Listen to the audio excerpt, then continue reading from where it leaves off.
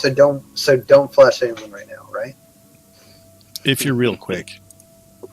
If you're real quick, go ahead. So don't flash anyone right now. Jules, are you in Roll20, Jules? If you're real quick. I will be in about 3 seconds. Okay, we'll wait for Jules. And I'm sitting on the blast screen. It's coming in now. I had to mute. Should be okay now. Let's hope our chat is not all crazy like it was. Yeah, it was for real. weird. I know it still doesn't do that. That's weird. Hey, look. Oh, we have Okay. handsome Jules. What is that, Matt? Oh yeah, Mom told me about your games that you got. Yeah. So, that were still boxed, the old school Nintendo stuff. It's complete in box, ads and everything. Wow. Yeah, I put that. Well, I was DMing that other game, so I wanted to get a little bit of an idea who I was. Sure. But I don't That's mind good. changing it back for this, just for my character. I like it. I feel like you're sitting in the room right next to me. Okay. That, All right, we that, can cuddle later. Fancy Jules. that picture doesn't show up on the stream. It's a picture Yeah, of no, it's Queequeg. it's Queequeg on the stream. So, Oh, it is okay. That's whatever. all right, we got Greg's mood lighting going on. That means we're almost ready. All Means right, I'm ready. Yep.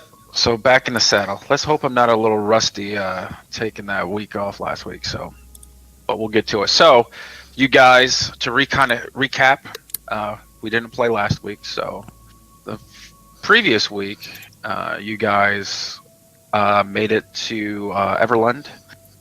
You went back and explored that tower, spoke to some folks, met a very interesting character that you initially thought was a gnome, but it turned out to be a kobold, much to the dismay of Lostland. Queequeg let you guys basically know that he had come from the north, like there's a little dwelling there of kobolds, and what you guys ended up finding and decided not to bother them.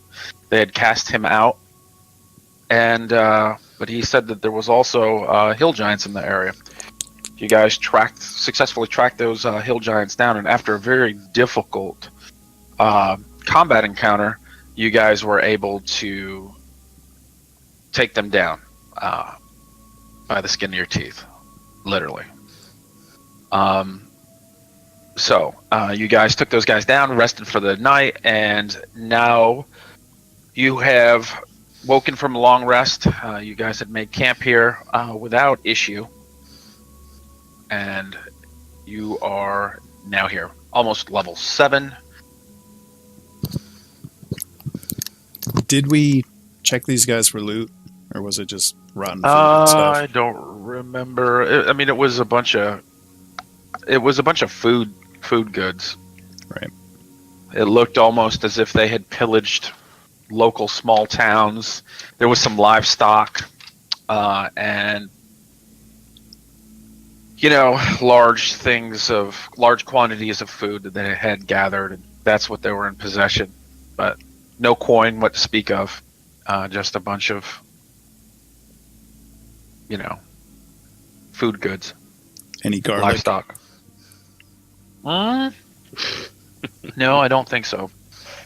All right. Maybe you'd have to sift through all the crap. All right, so we should probably head back to town and I don't remember the names. Go back to town, let the person know what we found, and then find out what our next course of action is.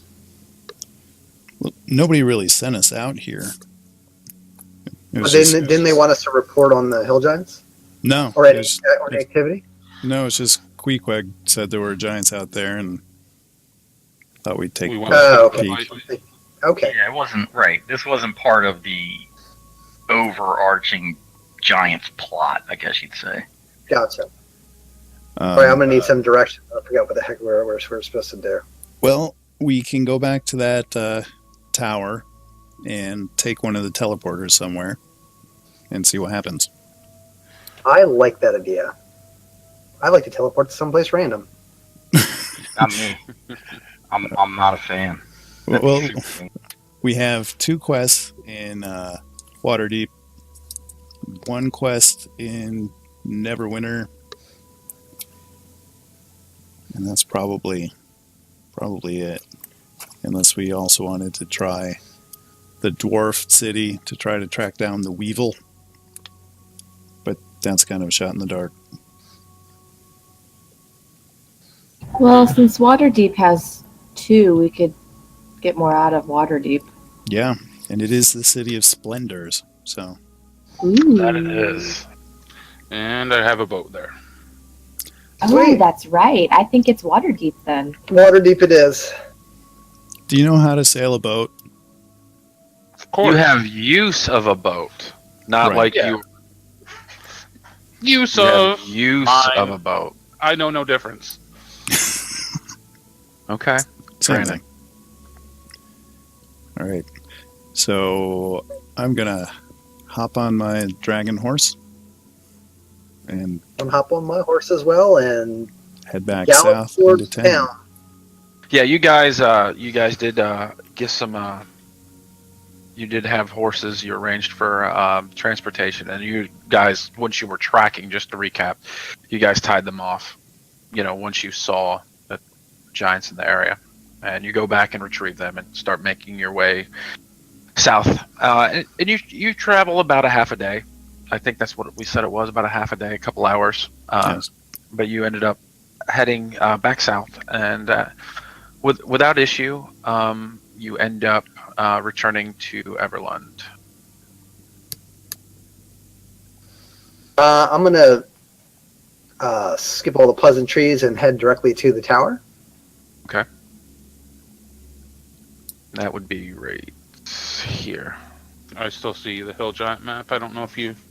Oh shit! No, I moved it for myself. Little rust, some cobwebs. A little rust, guys. I took a week off, and all hell breaks loose. Thank you, illustrious DM. Oh, we got a Borodimer in here creeping.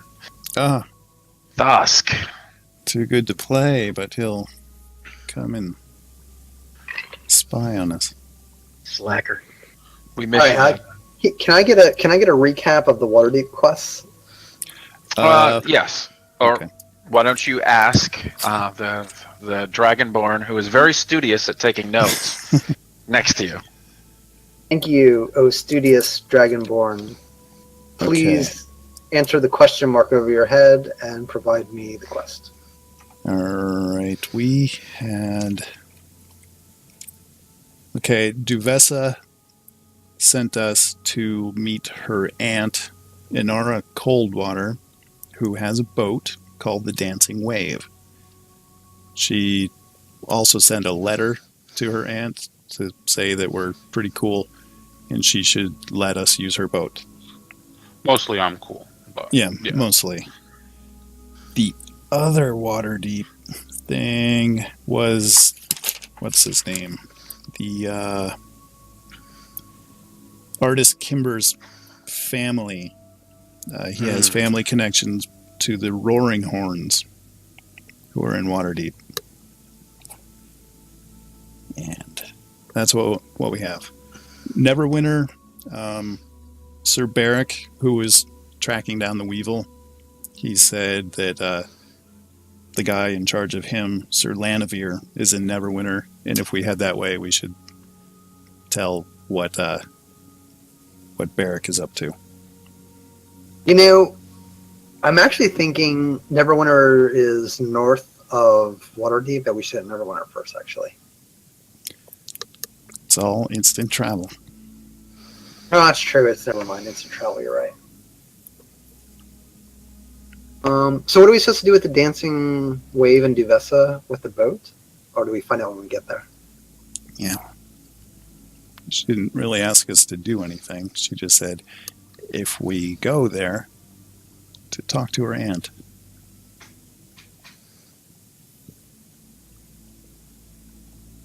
But we can follow up on artist Kimber and the Ring of Winter.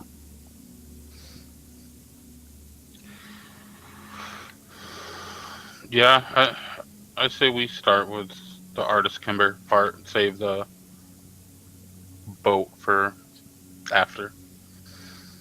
Okay. Because I'm what are we down gonna with do that. with the boat? What are we gonna do with my boat right now? I mean, Well, Fight sea monsters. or, there's a big king storm giant who lives in the water who's gone missing. DM, are we north of High Forest right now? Let me look. You would ask me some stuff. Let's I believe we are. the High Forest. Yes.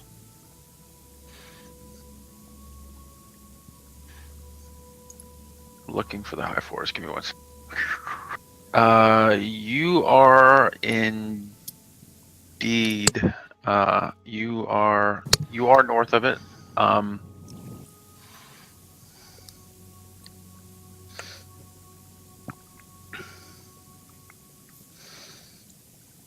Okay. Before we take off, can I spend a little time finding a messenger? Sure. You can do Okay. whatever you need to do. You guys are in the city right now, standing outside of this the tower. And yes,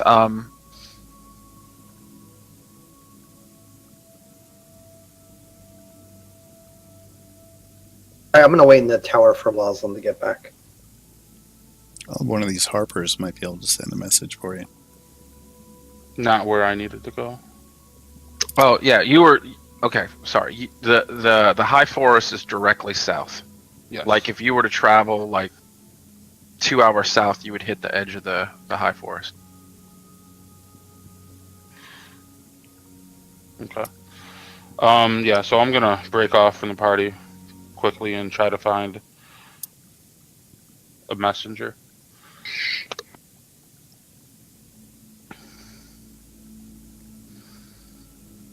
Okay. Oh, go ahead. Okay. So you what exactly are you looking for?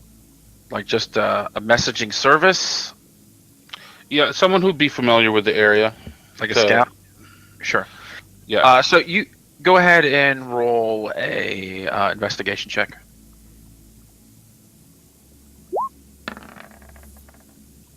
It takes you about 30 to 45 minutes, but you end up coming across a group of people standing outside of a tavern, one of the local taverns, and they look like they're. It just strikes you that they're familiar with the area. It's 3 human males, kind of dressed in leather gear. They're actually saddling some horses right outside of this tavern. Okay. I approach the one nearest to me. Sorry to bother you, but you wouldn't happen to be heading south, would you? No, didn't. As this person turns around, you see that it's an older gentleman, gray hair, gray beard, weathered skin. He has a bow strapped on his back. He looks down at you and says, "No, didn't plan on heading south." I'm looking to send a message south. I was looking for someone who's familiar with the area of the High Forest, knows the forest well. I know the forest well. What do you need? I just want to send word to the village of Wormwood. Okay, Do you know it? I do know it. All right. I'm gonna pull out a piece of parchment. Okay. Write down my message. What would it cost me in coin for you to deliver this? High forest can be dangerous. 5 gold. No, he kind of looks at you and smiles. All right. 25. 25.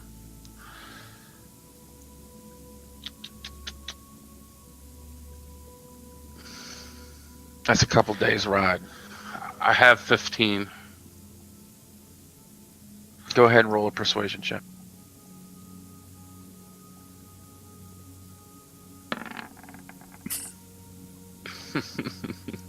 He looks over to the rest of his group. Lads, take a quick stroll to Wormwood for 5 gold? They all kind of shrug their shoulders like, hey, why not? All right, little one, it's your lucky day. Yeah, really. Takes the 15 gold, and I'll see this gets to Wormwood. Anybody particular there? No, a guard will do. Any official type person. No one in particular. We'll make sure it gets there. I thank them and head back up with the group. Okay. Takes you just about 10 minutes to get back, where you see everybody kind of in the foyer of the tower, and you go ahead and enter in. We ready to roll? Absolutely. I am ready to go. Are we taking the kobold with us? I'm not a kobold anymore. I'm a gnome, buddy. Get your eyes checked. Yeah, you look over at Queequeg, and he looks just like a gnome.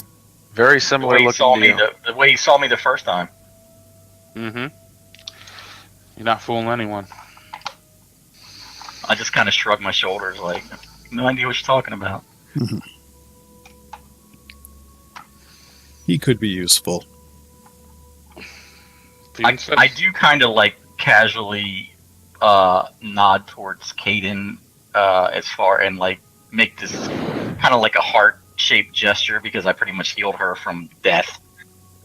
Little FYI. Uh-oh. It's a little kobold love. Well, Brewing. I mean, I'm just saying, like, they were... I at the end of that combat, I dumped every spell I had to heal everyone. And I made that, like, quite obvious, even though it's kind of, like, retroactive, but I would have definitely done that. Okay. I mean, I healed her during, like, I actually healed her during that combat. But I'm saying anything that was left over spell-wise, I would have just put into heal. Had a couple left. Gotcha. Caden, go ahead and roll me a perception check. Okay. Sorry, my character sheet's loading for some reason. No problem.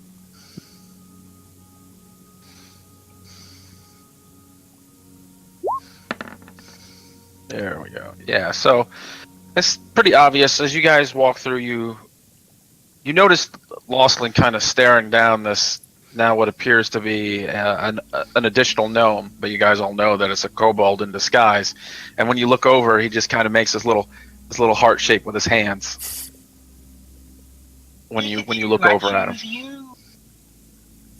So Well, you guys, I healed her because she was laying there Yeah. bleeding out of her eyeballs, and I just came up and healed her with a level, an empowered healing spell. sure. I give a nod that, of a thank you, but not much more than that. Right. I haven't totally earned my trust yet. I'm on my probation mode still. So you guys make your way up the tower, up the spiraled staircase that encases alongside the wall.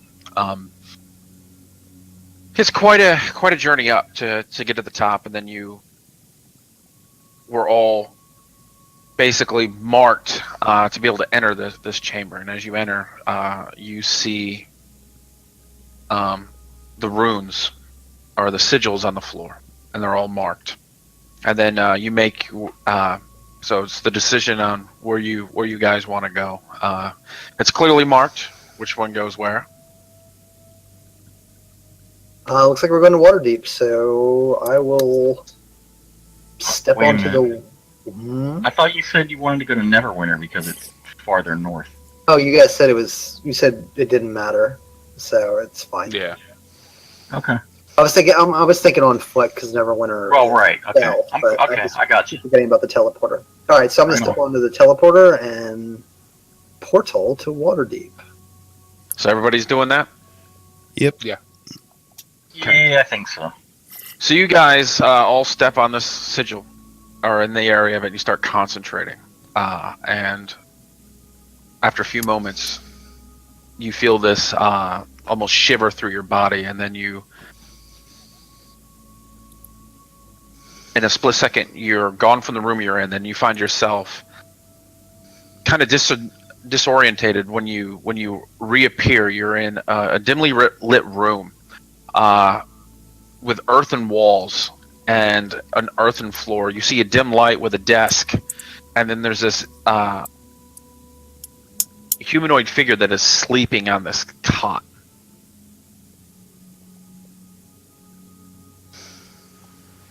If I didn't roll a 1, I'd probably try to pickpocket.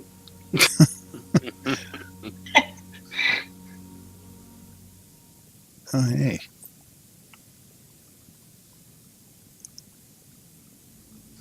Yeah, we were close to the high forest.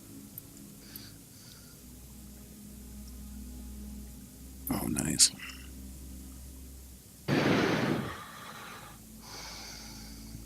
Oh wow. It's a lot of distance covered.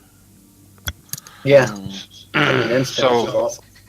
There's a guy, human or the guy? You can't tell. The back's to you is very dimly lit in here, even though it's just low light. Looking, everybody, go ahead and give me a perception check. It's another kobold. There's only one kobold and room for one kobold in this party, buddy. I'm not even sure if there's room for that. Exactly. I was waiting. I set it up for you, Matt. I just want to see if you knocked it down or not. Of course I did.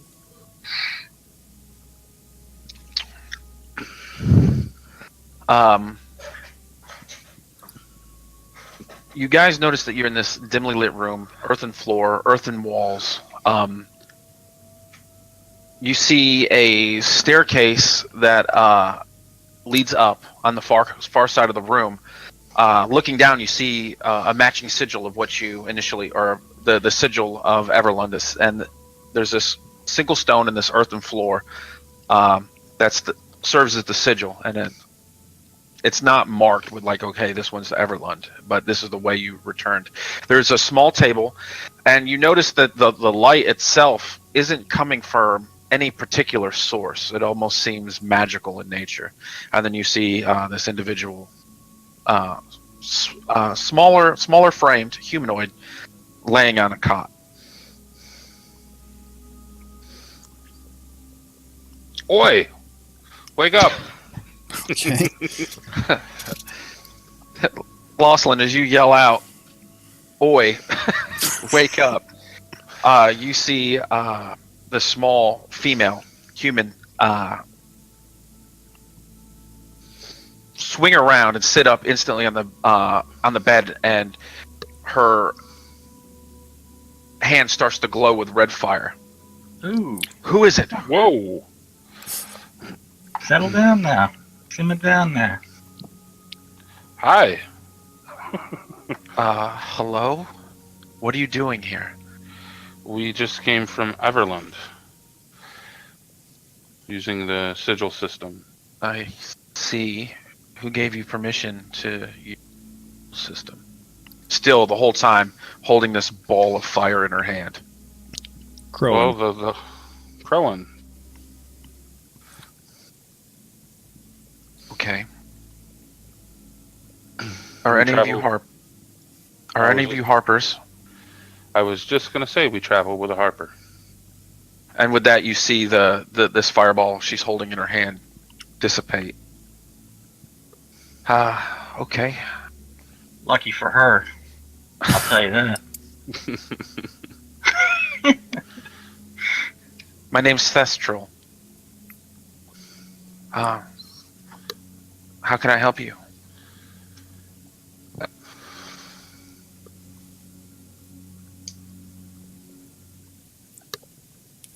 Well, How can she help us? I mean, in all curiosity, like I don't know what her relationship to him, you know, like to. I guess she's a harper too, since she dropped their Well, fireball. Yeah, she's a harper. We've traveled here. We're looking for artist Kimber. Artist Kimber. He may be Don't know. staying with the Roaring Horns. Roaring Horns, yeah. I'm familiar with the Roaring Horns, not Artist Kimber. Roaring Horns, they have a keep, in the Noble District. You may want to check there, but I'm sure you guys are wanting to get out of where you're currently at right now, correct? Yes, please. Yes, that's what I thought.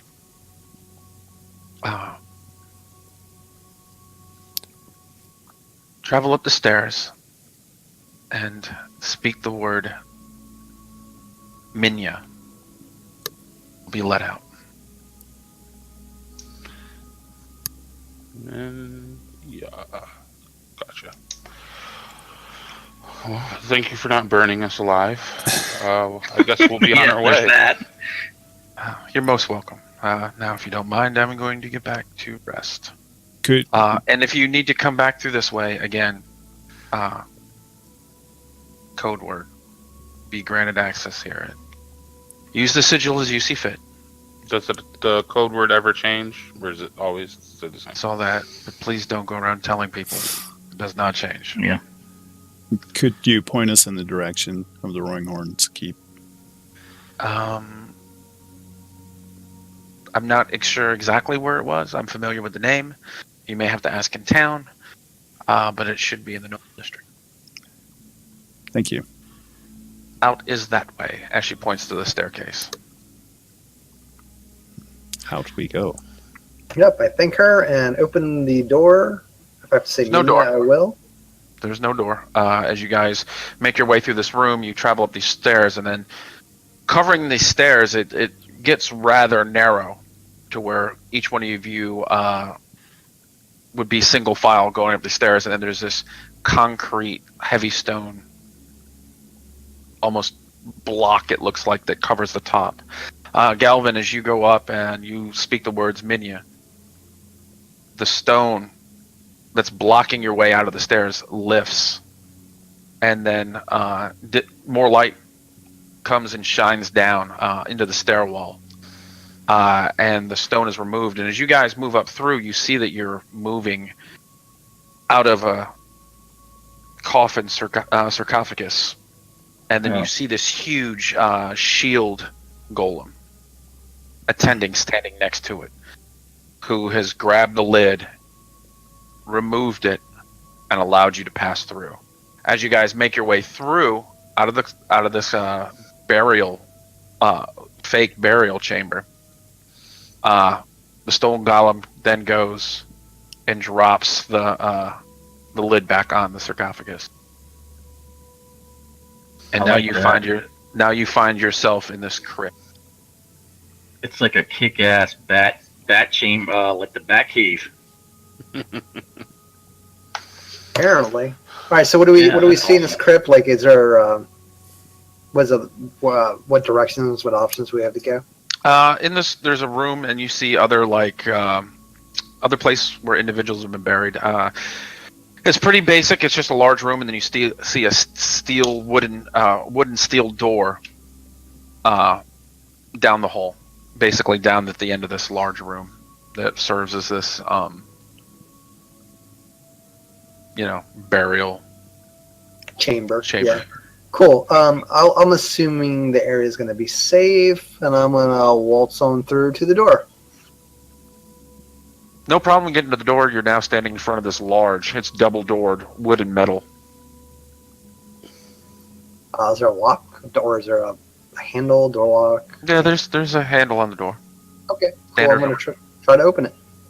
Opens with ease, and you walk out, and then you find yourself in this large cemetery-type district, where there's graves and different mausoleums like you just left. Wow. Creepy. Do we see... What's the nearest way out of this district,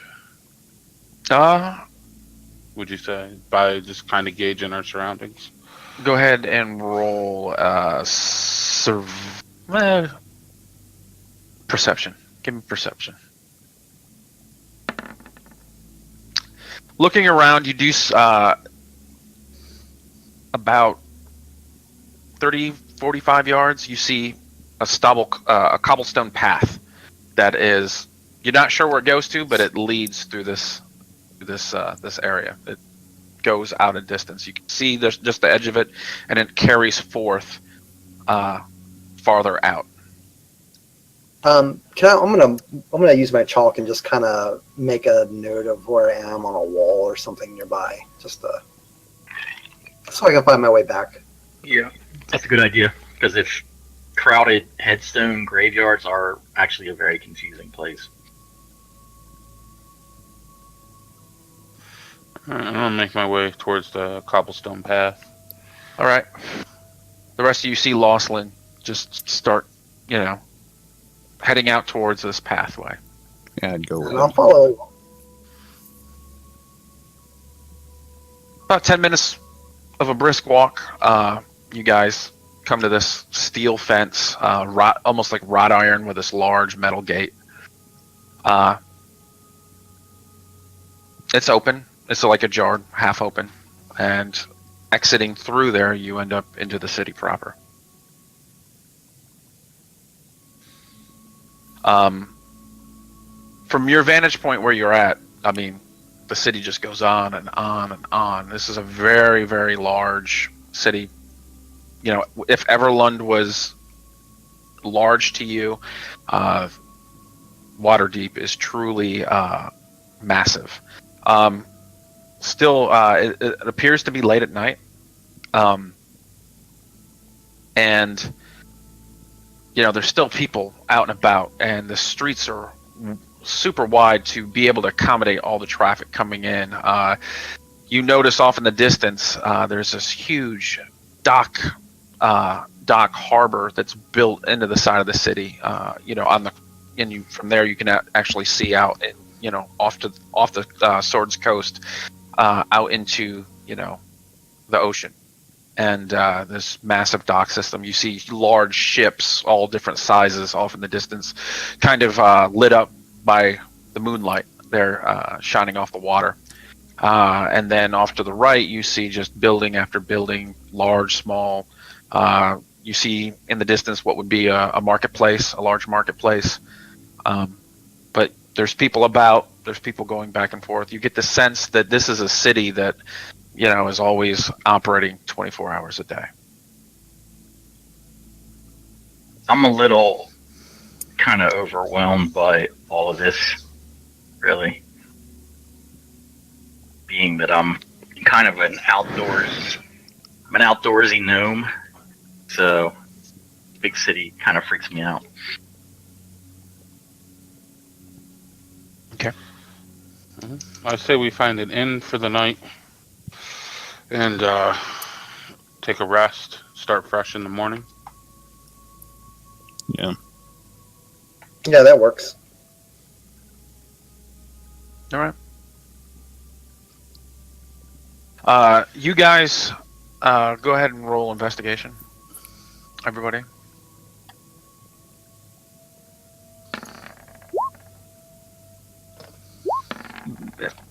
Sean.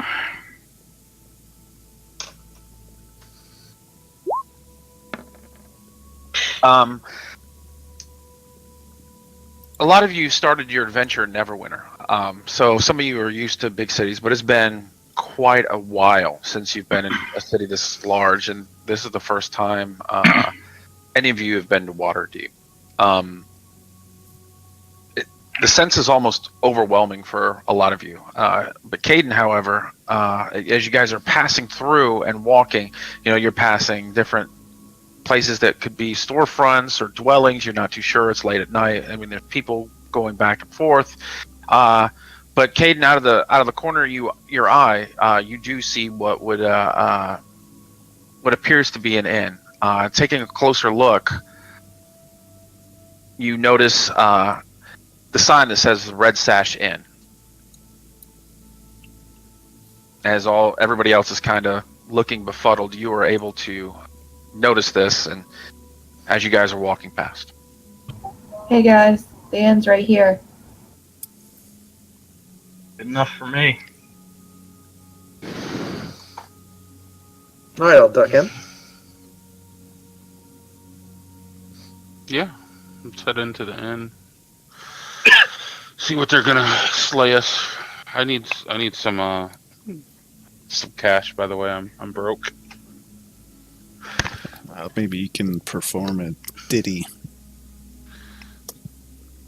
All right, it's like that, I guess. Well, somebody had to spend 150 gold on a prank earlier. Which saved your life, by the way. Whatever. That is a valid point. I could give you Tessa's dagger. But yeah, I'll give you some money. At least cover my stay for the night in my food. So as you guys head into this inn, it's very the common room's actually empty.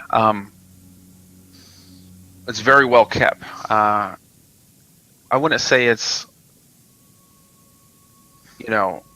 upscale, but it's probably nicer than what the majority of the stuff that you guys have been staying in.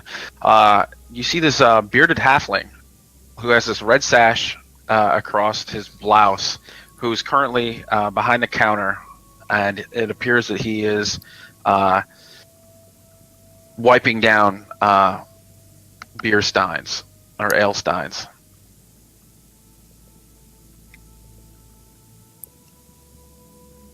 Hey there, halfling. Hey there, halfling with the red sash.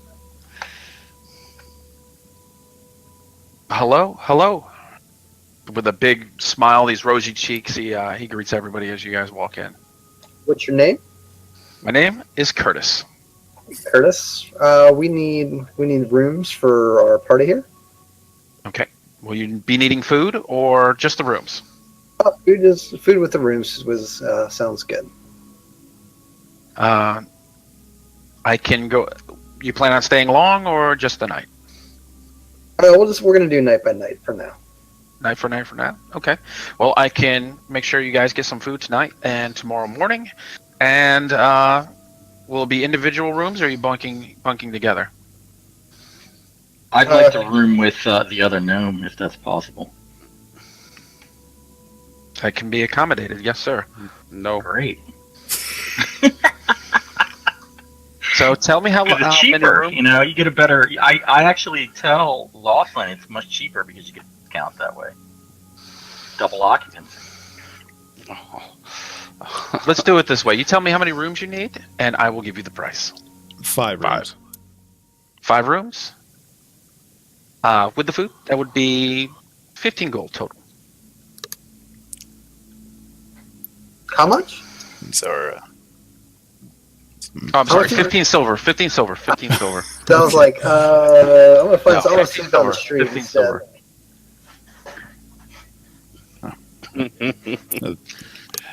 that sounds fine. Thank you. I'll pay out of party funds. Thank So you. you walk over, reach in the bag of holding, and you hand him the funds. Have a seat anywhere you would like, and we'll have some food out shortly. Welcome to the Red Sash Inn. Cool.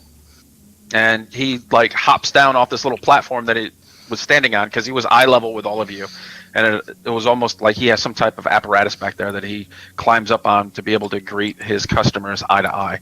He hops back down and then hurries into the back, and you guys are left to pick whatever table in this common room that's completely empty right now.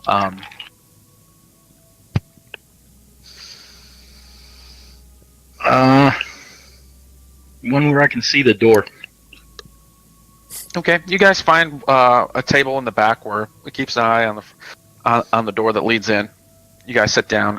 Probably about 10-15 minutes later, he brings out what looks to be some type of a roast, some type of poultry product. You're not sure if it's a chicken or a fowl or what it is, but it smells delicious. And he quickly comes out and serves you guys each it ends up being some vegetables local to the area, and this almost this breast of this type of poultry. And he brings ale to everybody that's around. And then he says, "Is there anything else I can help you with?" Yeah, actually. We're looking for a gentleman by the name of Artist Kimber. No one named Artist Kimber. Well, he has family in the area there, and their name is Roaring Stone. yes. Rolling Stones. You would. I don't know exactly where it's at. You would want to probably check out the Noble District, which is due east. All right, thank you. That's all I had You're for welcome. the evening. And then with that, he sits down 5 keys. Rooms are numbered. It shouldn't be too hard. Up the stairs, and you will find your rooms. If you need anything else, you just come down here to the bar, ring the bell, and I will be here. Good? Yes, thank you, Curtis. And then with that, he zips back in and goes behind, back in the back behind the bar, doing whatever tasks he still has outstanding for tonight. All right, I'm gonna kind of. I don't really have much to talk about. I'm gonna eat my food and go to my room. Okay. Yeah. That's what Baz does. So what everybody's doing, just eating and going back to the room? Yes. All right. So you guys go ahead and make quick work of your meal. It was very fulfilling. You guys end up going up to your room, laying down, and you guys quickly fall asleep. Awesome.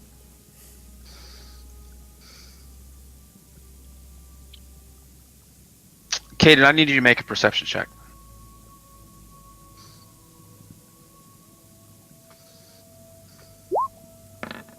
Jeez. Very As you're laying in perceptive. bed sleeping, you hear a soft knock on the door.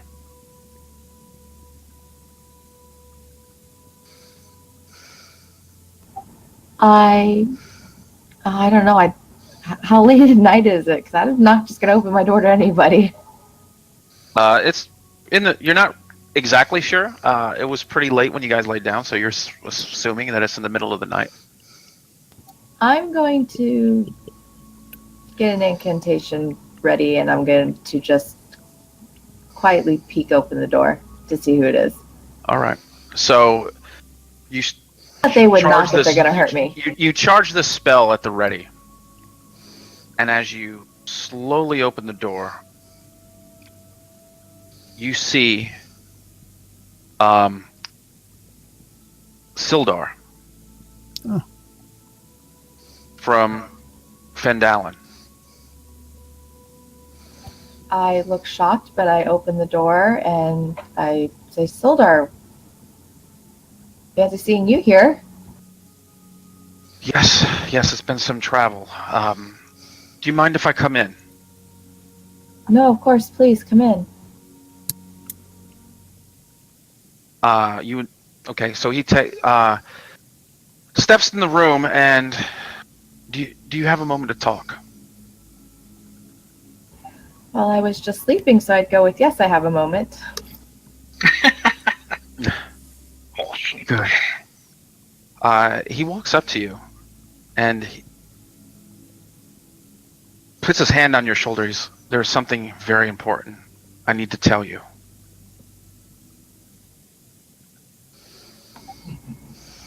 Do you think we would forget? And with that, you feel a jab of a blade pierce your stomach, Well, that sucks. and you take 23 points of piercing damage. God damn, that's gangster. Wow, you got assassinated by an assassin. Yeah, pretty much. Well, thankfully she had a skeleton already, although I don't think that's gonna matter much at this Concentration check, maybe? There's just no way out of this, is there? No, there's not. I need you. Oh, I'm dead. You're not dead. It was only 23 points. 23 points of damage. Oh, You am were I at full full health. health again? Oh, okay. Yeah. You were full yeah, health. that was a Yeah, while so back. it's been we 2 had- days. Right. I need you to go ahead and roll initiative. Just Caden. Oh my god. This is fun! Nothing like getting stabbed. There we Nothing go. like getting stabbed in the gut in the middle of the night. Why not? Oh, Ouch. it was on 20. It was 1 almost second. a 20. Make sure you yell loudly from being stabbed. really.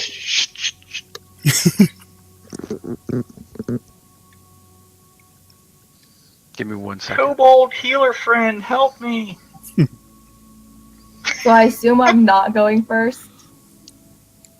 I haven't rolled initiative for my friend.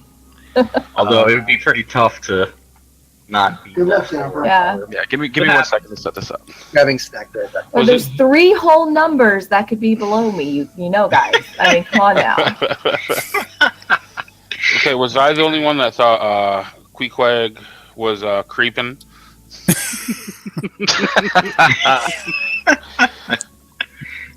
Give me 1 second, guys. Is it Venom Fang in human form?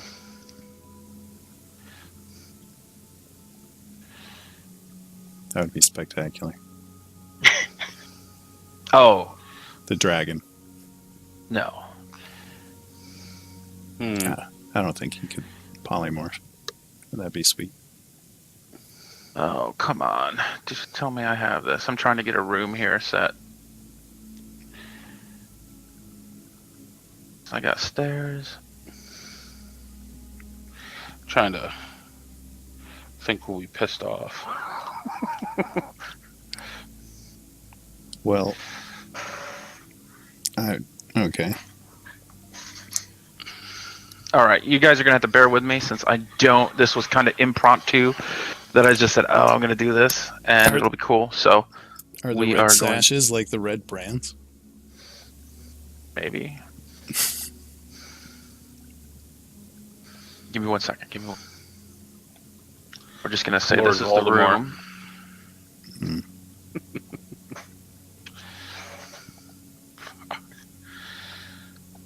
Is it Rama?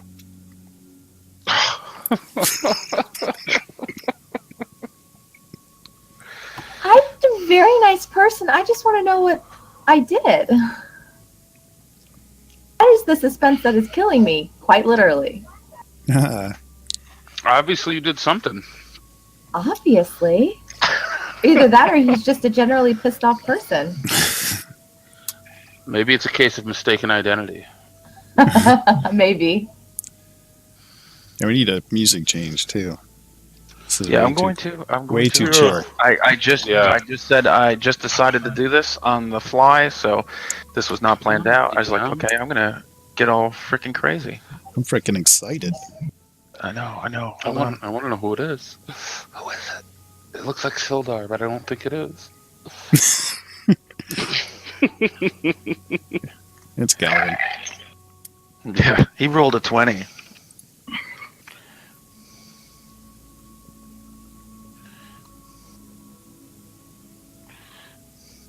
It's Thosk.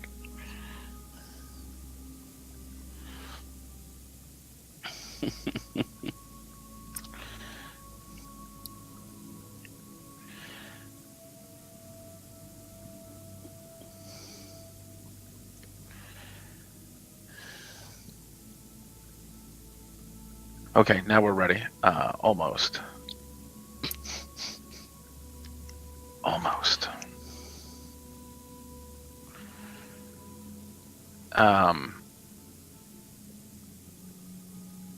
This will work. This will work. Let me change the music, and then we're gonna go back. So, I appreciate this. So let's see.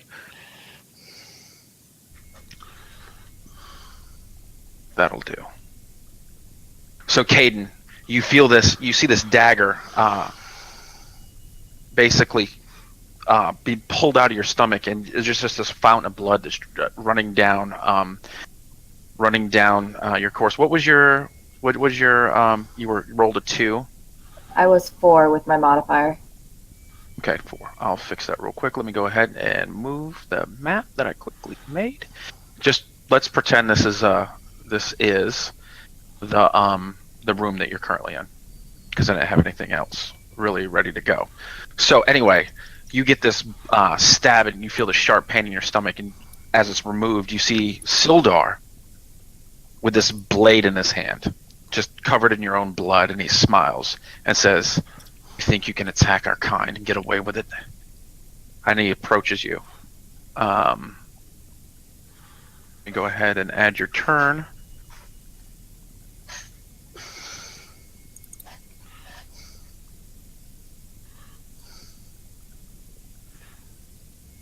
Turn. That's a 2 or a 4.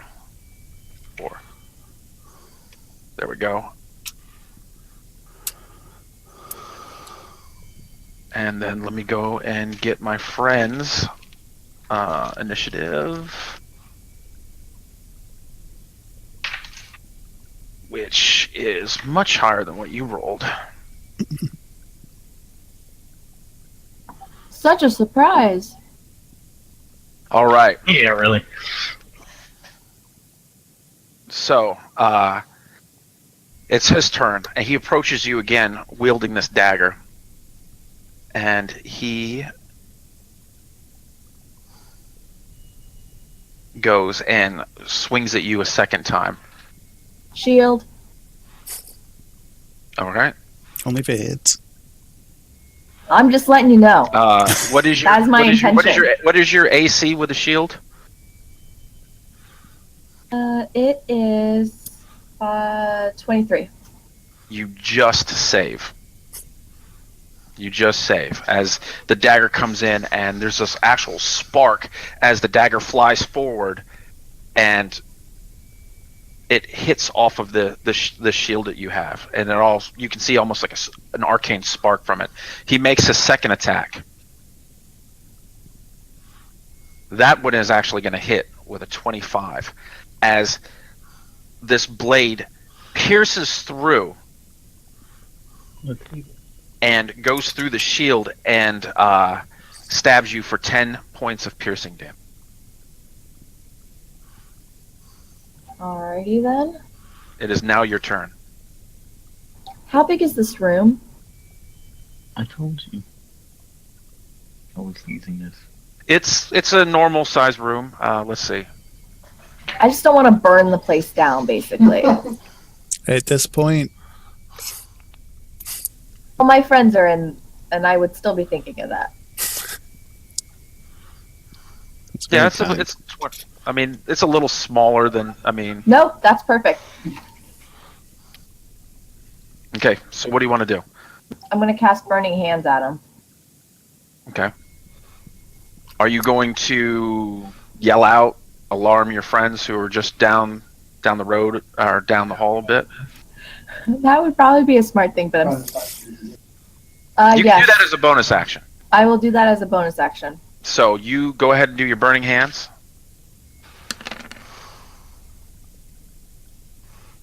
All right, DC.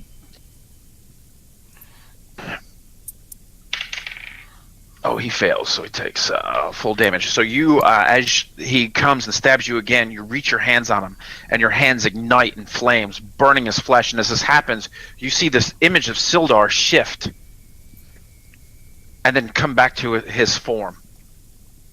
Exciting. And then you scream out. What do you scream out? Help? I'm bleeding to death. That's probably all I'm going to be able to do. Yeah, well, there's that. It's good. Generic. I mean, come on, guys. I've got like 12 hit points left. I think that's Right. about all I can do. Well, I'm a chick, man. When I scream help, I scream help. All right. I need everybody else to make a perception check.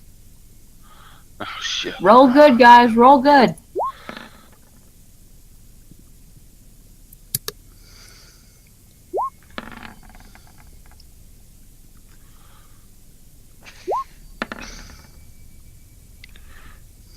All right. Every last one of you hear this blood-curdling scream as Cadence screams for help, and you hear this, like, you hear her scream. I need, during this time, you guys, I'll say that you the rooms are close together, so you can use your movement to get in here. I need the rest of you. Let me go ahead and drop your tokens on here, and you guys all get here in time with this round after hearing it.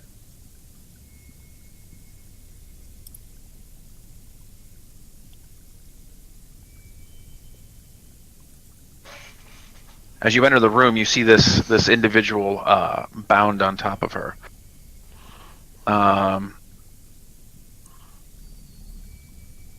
Galvin, Jocelyn. Quick. Okay, that's everybody. All right. So you see Caden. Let me set this to the background. Map layer. There we go. It's going to be this individual's turn again. And then you guys will roll for initiative. So, this individual is still stalking you. After being burnt, he recoils and comes back.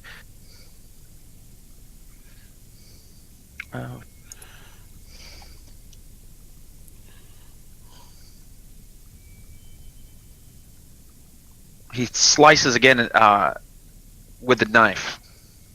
What is your normal AC? 18. Okay, 18.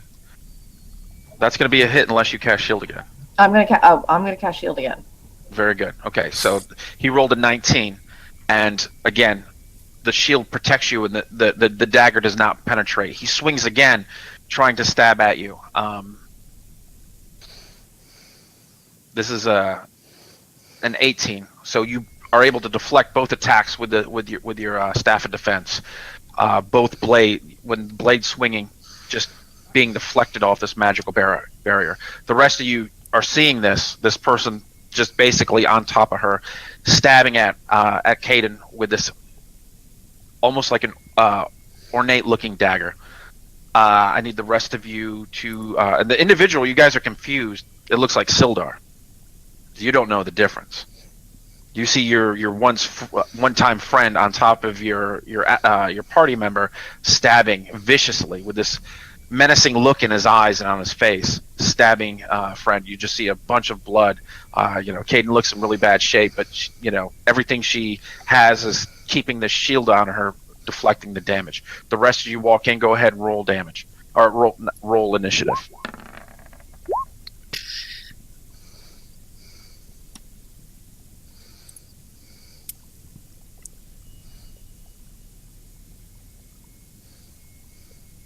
Quick.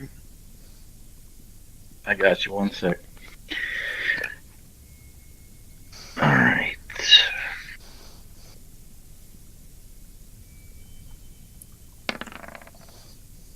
Oy vey. Excellent. Womp womp. Yeah, my rolls are terrible. Should have been terrible on Sunday. That's what I'm saying. I think it's making up. All right. So that brings us. Let me go ahead and Caden, you're up, and then go ahead and finish. You get a finish, and then we're gonna go in order of combat. So you get another round. Okay.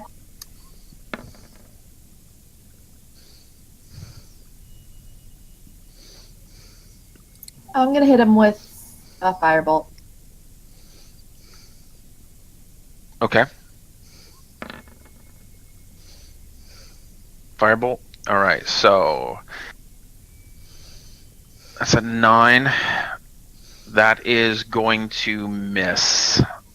So just being staggered and surprised, you cast it out. It just zips past his head and impacts on the wall, damaging the plaster there and kind of melting it. And you can see the singe mark come off of it. Okay, now we're going to be top of the order. Lawslin, you're up. Being confused by it looking like Sildar, I'm going to cast Hold Person on Sildar. What I perceive as Sildar. Okay, let me check. You should always cast Hold Person. That you go and cast this, and it fails. It has no effect on this thing. Okay. And then, Do you want to move? yeah. Yeah. I'm gonna move right up in there. All right, Galvin, you are up. All right, I'm going to rush forward directly in back of Sildar and say, "What the hell, Sildar?" And go ahead and strike. All right.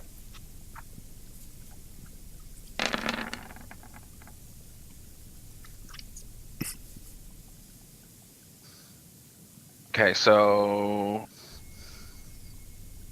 sneak attack, and then you have rapier attack.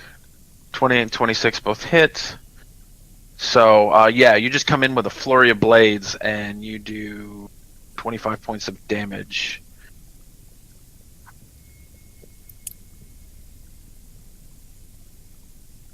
All right. So yeah, you hear Sildar in his voice call out and kind of scream out in pain as you just drive both your scimitar and rapier into this into what appears your friend. Baz, you're up. Oh, yeah. I'm going to sprint over here and try to bash him with my shield. Or not. This creature resists. You go to shove it, and he just looks at you with this blood-crazed look in his face, and is able to withstand that shield bash. All right. Well, then I'm going to swing twice with Talon. That hits. And that one probably doesn't. They both hit. Oh, spectacular. Well, I'm going to smite with both of them. Because I'm Okay. angry.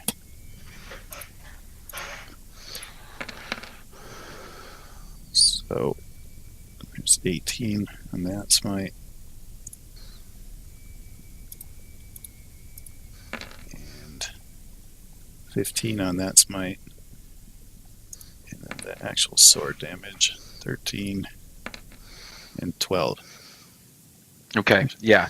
So you just literally, with these vicious swings of this divine energy imbuing Talon, you hack this creature. You see Sildar's arm actually get cut off and fall to the ground, and you hear this blood-curdling scream from Sildar as he falls to the ground. As he falls, you see his image start to change.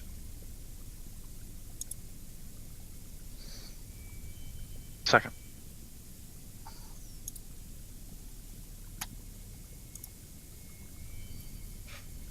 Into a cat. Meow.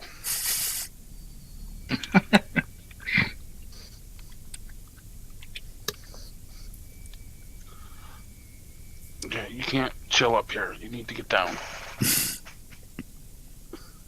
Don't claw me.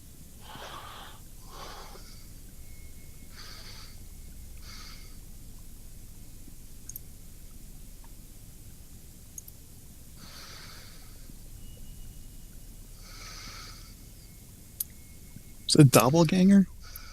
Man. You see it. You see this bluish humanoid creature, which is not a humanoid. Right. This monstrosity that's laying there at the feet. As soon as you hack through this individual, Baz, from the window there's a shatter as another one leaps in from the north.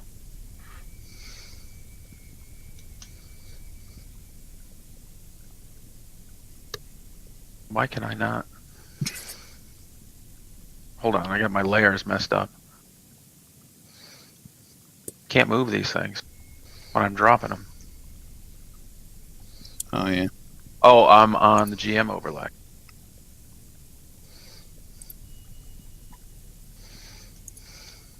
Queequeg, I'm going to move you up just a little bit because two more of these burst through the door.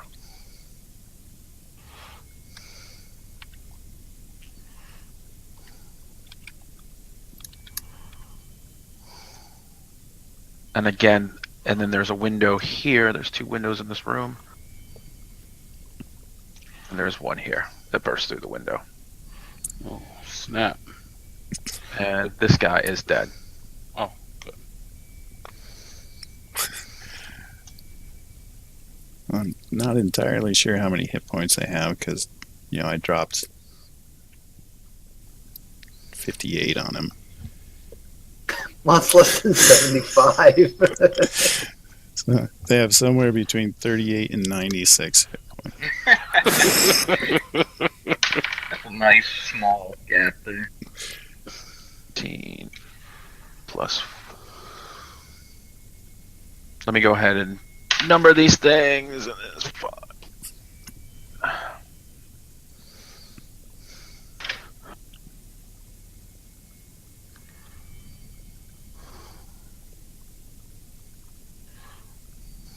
Sorry, I wasn't prepared, but this was just kind of impromptu, and I was like, "Oh, this." Sorry. I like it better, honestly. That's awesome. Let's do this. Okay, so you guys are kind of looking over this corpse that you guys just hacked, and you see Sildar's form fade, and you see this blue monstrosity that's in a humanoid shape, lying, bleeding out. And then as you guys are kind of staring and looking over, like trying to piece together everything, because remember, this is a 6-second round. This happened very quickly.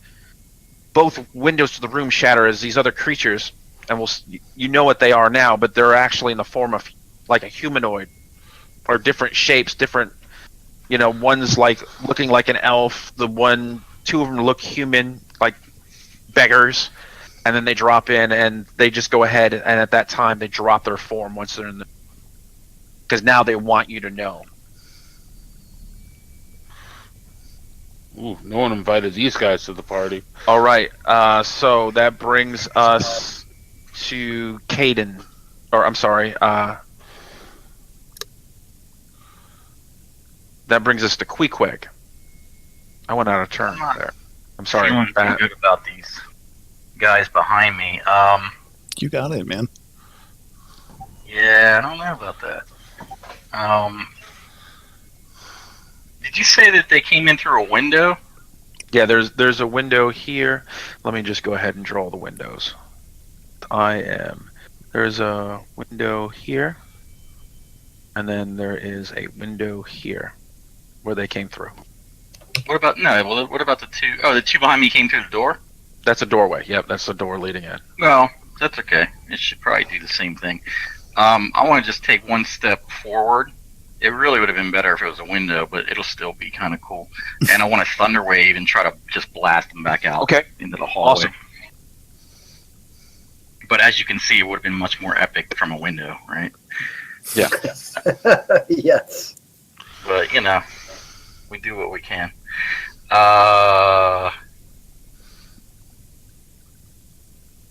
Me cast that.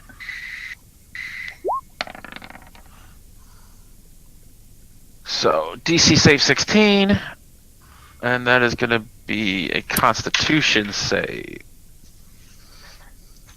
Let me pull that shit up.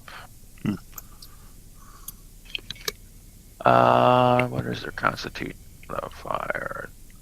That's going to be a fail for green, and a succeed for orange. So, let me go token. So this guy is like knocked back 10 feet. So he's basically off the map. I'm just going to drop him right here.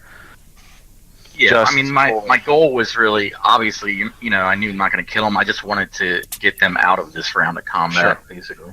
Sure, yeah. So this guy's knocked back out of the room. The other one resists. He takes 9 points of damage, and the other one takes and he's still right there. But you got one of them kind of out of there. You have your movement, but again, target of opportunity. Yeah, I don't want to do. I mean, if the other one comes back up, I might do that. But for now, I'll stick where I'm at. Okay, so that brings us to Caden. With my bonus action, I'm gonna drink a healing potion. Absolutely. 2d4 plus 2? Is that what it is? 2d4 plus 2.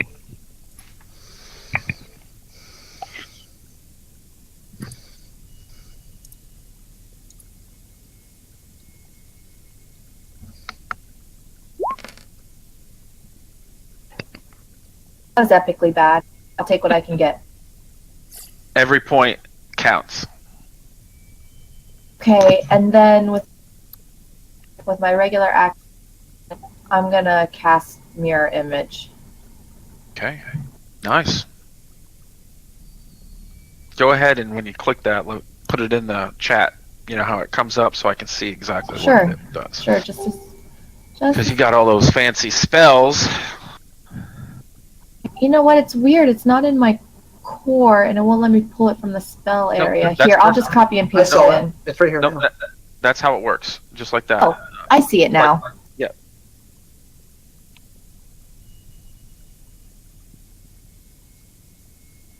Okay, so roll a d20. If you have 3 duplicates, let's see. 3 illusionary duplicates of yourself appear in your space until the spell ends. The duplicates move with yours and mimic your actions. Okay, cool. You use your action to dismiss each time a creature targets with an attack during that spell duration. Roll a d20 to determine whether the few duplicates you must roll a 6 or higher to change the attack's target to. So you have 3.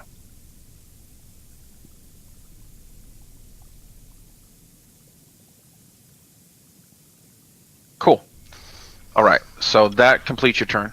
So you get, you guys see just these mirror images of Caden pop up, and there's 3 of them. And as she's kind of staggering back a little bit, you see a perfect replication of her. And so now there's actually 4 of her sitting there.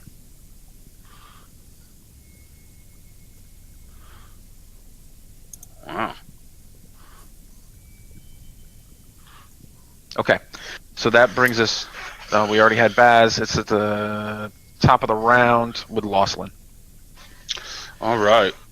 So I didn't mean to actually cast that, but I will cast it. I'm gonna do the aura of vitality. Okay, and that's 30-foot radius. So that basically Covers the room. Covers the room. Yeah. And Okay. I will heal Caden. Thank you. Welcome. Good teamwork, guys. So that was my action and bonus action. Let's see. What does she roll to heal? I roll it. Okay. Is that the 6? Yeah, it's the 6. I mean, I gladly re-roll. No. So you get 6 more hit points. And that works as you get to pick whoever's in that. You get to pick anybody Yes. standing in there to heal them. Okay. Yep. Okay, and your bonus... And is that a bonus action or is that an actual action? Bonus action to cast the heal. Okay. So now you have a bonus action because use that initially. Okay. And it takes action to initially put it down. So go ahead. What do you want to do with your bonus action? No, that was my bonus action to heal her. Okay. The action was to cast the Okay. radius. Okay. Cool. So you're done. Gotcha. Yep. I'm following. Galvin, you're up. I might move. Okay. We'll move. No, I feel safe next to these 2 strapping men. I'm good. Okay. You're protected by strapping men. Galvin, you're up.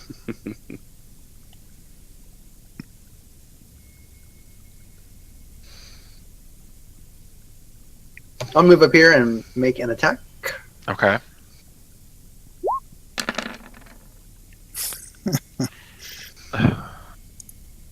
All right, so 9 sneak point damage. The 29 with the rapier hits. They both hit, so that's going to be 18 plus 9. You got to fix your macro to account for crits. Yeah, that's the only thing that's great. Oh yeah, you gotta. Yeah, so And he Oh, has it's to like- roll his sneak damage again, and his. Yep.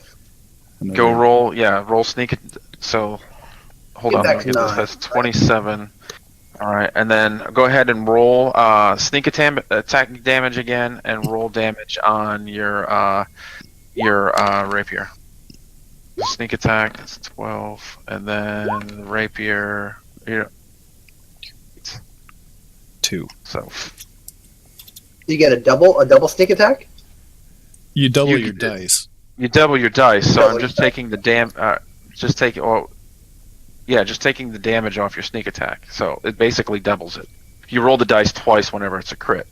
So you ended up doing 47 points of damage as you just lunge into this. As soon as this doppelganger breaks through the window, you're already instantly on top of him. Both blades drawn, you just leap and drive both in at the same time.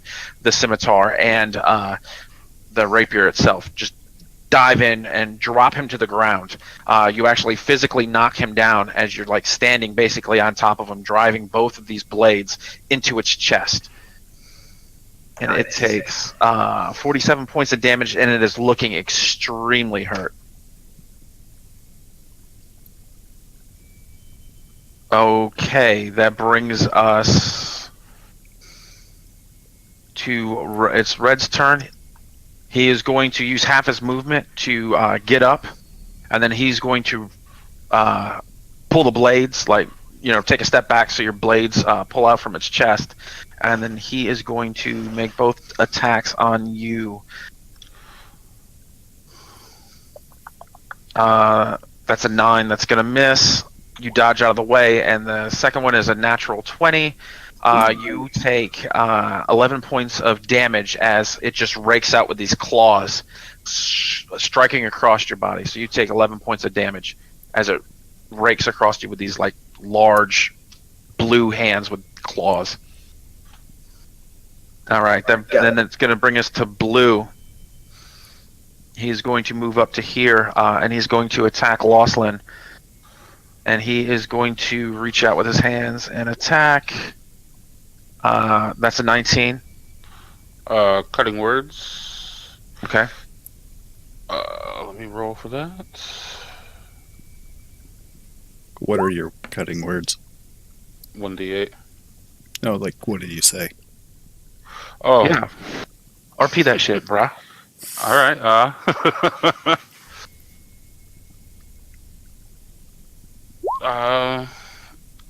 I give that little like can't touch this, and I do a little MC Hammer slide out of the way. Okay, so that brings you, that cutting words drops that to a 14. What is your AC? 16. Oh, That okay. Sweet new ring. And he's going to swing again at you, That's all right. and he misses with a 12. Told you, bro. Can't touch this. Gotcha.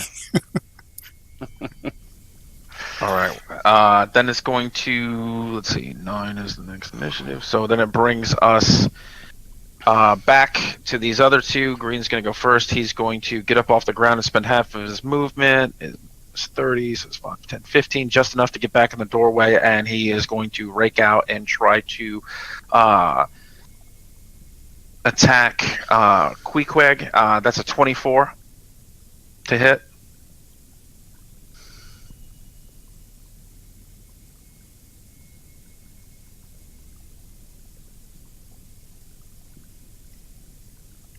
Still there, Jules?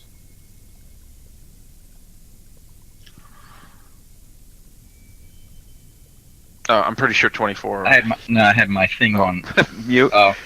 Yeah, I don't know what happened.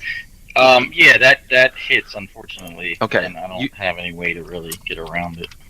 Okay, so you take 9 points of damage as the first attack slams into you. He's going to swing again. That's a 22 Ouch. to hit. And that's 10 points of bludgeoning damage. The one that you knocked out of the room looking pissed off, he's going to attack you again. Being that you are the closest person into the doorway, he is going to swing at you. That's another 22. That's 8 points of bludgeoning damage, and as he smashes you with his hand. And then the second one is an 18. God damn. And that's 7. Okay, so that's a lot of damage. Can you add it all up for me? Okay, yeah, sure. That is going to be 18 plus 13. 30... 32? Yep. Or 31. 31. God damn. Alright, that just staggers me, man. I'm messed up. How much was it total? 31 points of damage. 31, wow. Well, I mean, they have multi-attack, so they come Well, in yeah, like yeah. swinging. swinging these giant, like grotesque hands. Each one of them connected with him, and he is a squishy little bro. Good round. Question: Answer? Is Queequeg, is he gnome or is he kobold right now? He probably, after taking that ass whooping, go ahead and give me a. Well, I'm just curious because he woke up from sleep.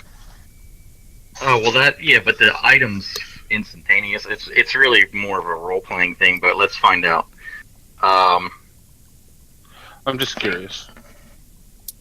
Yeah, I mean, I was rolling high for the. Oh, actually, wait. What did I roll last time? A 1, right? yeah.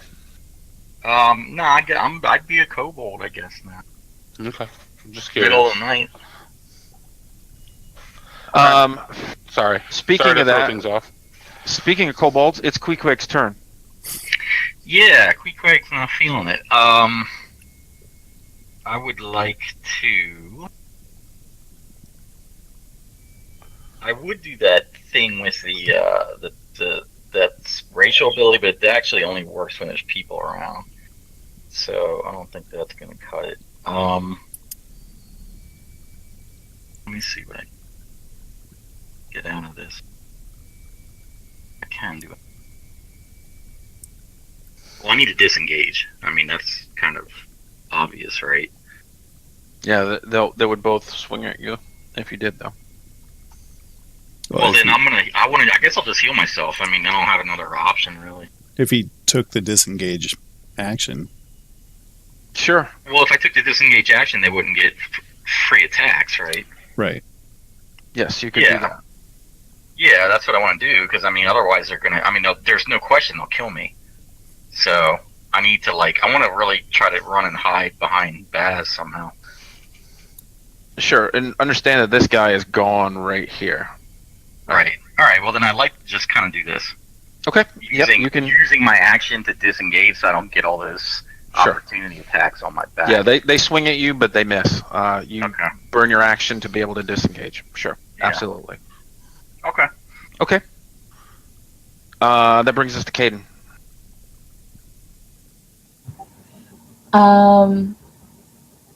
Yay. Okay. I think I'm gonna fireball green and orange.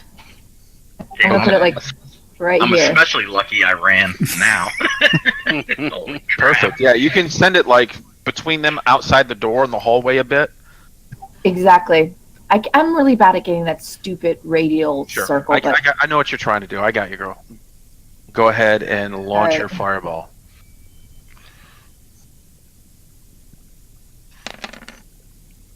Damn.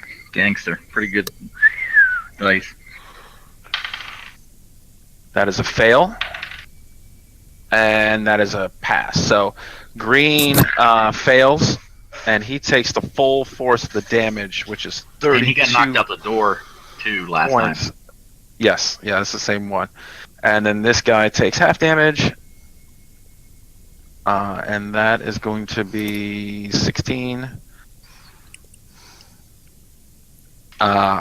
Green is looking in very bad shape as Caden hurls this giant fiery ball of energy, and it just goes just outside. They kind of, as it zips past their heads, right in between them, like she kicked the field goal, they kind of look at each other.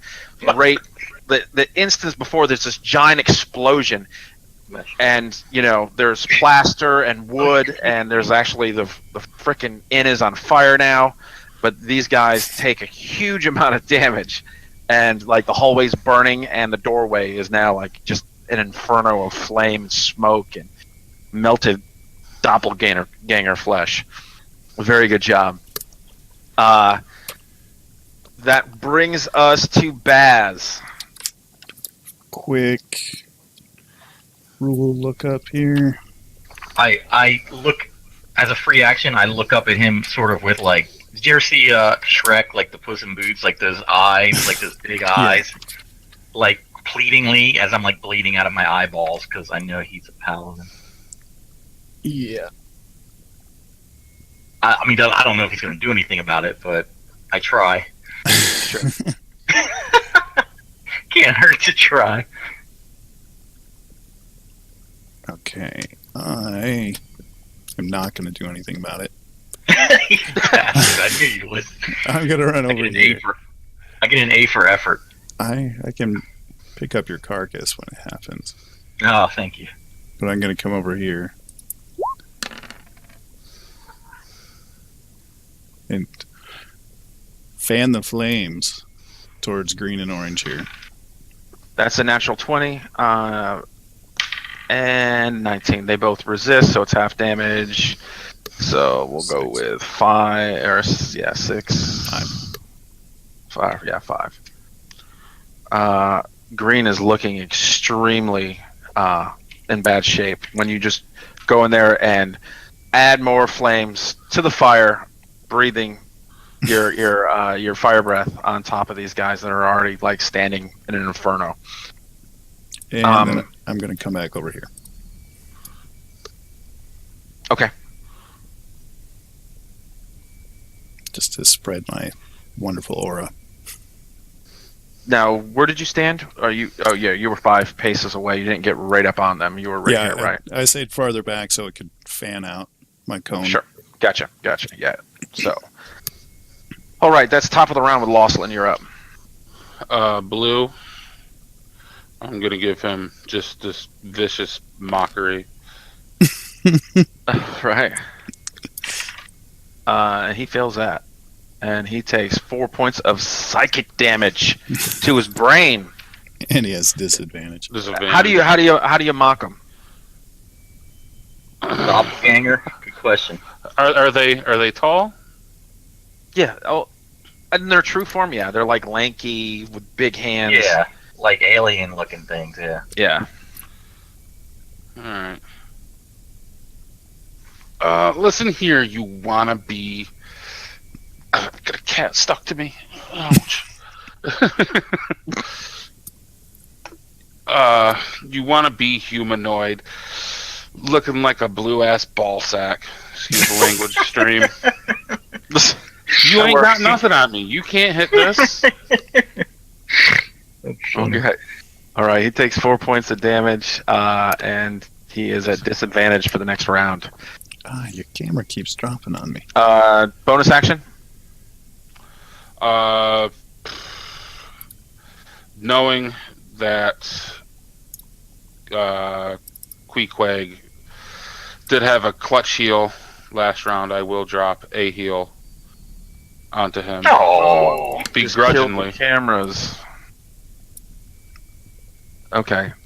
So you look over this kobold who's like just a bloody mess, and you kind of you sigh, almost like to say, I guess, and then you just put some healing bard love on him, some bardic ointment on his soul, and he is healed for 6 points of damage. Awesome. There, now you got it, Brian. Cool. All right, good round, Lawson. Galvin, you're up.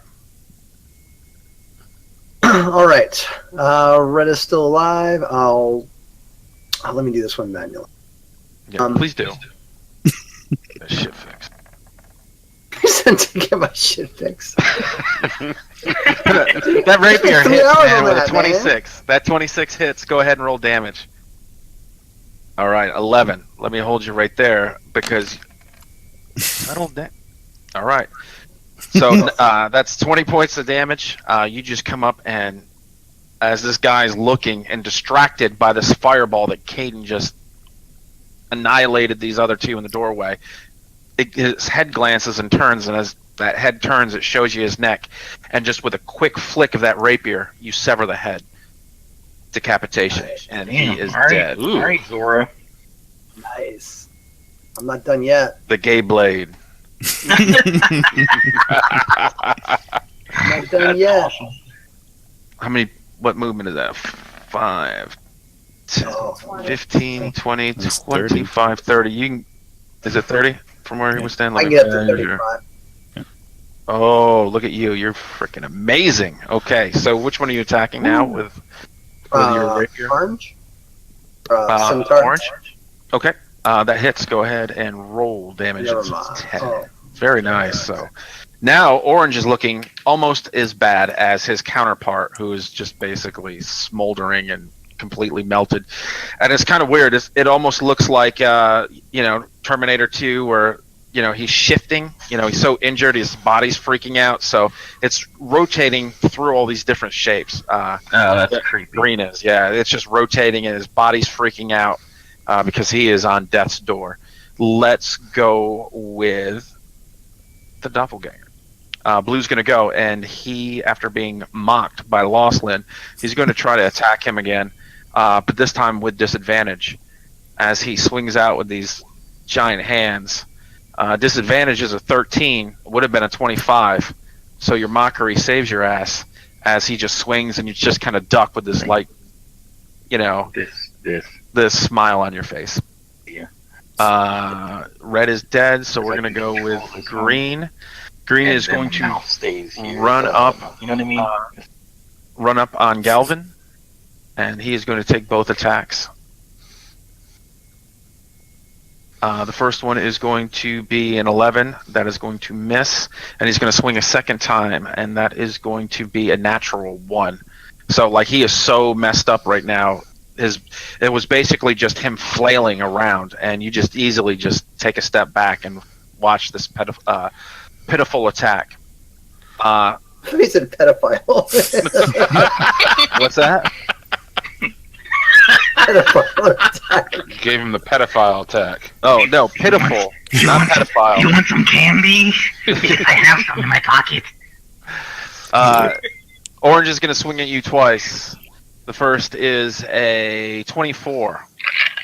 That'll hit. That's 9 points of damage. Second attack followed up is a 14, so that misses. So you take 9 points of damage as, he swings, misses, then follows up and just cracks you right in your chest with his large, oversized hand.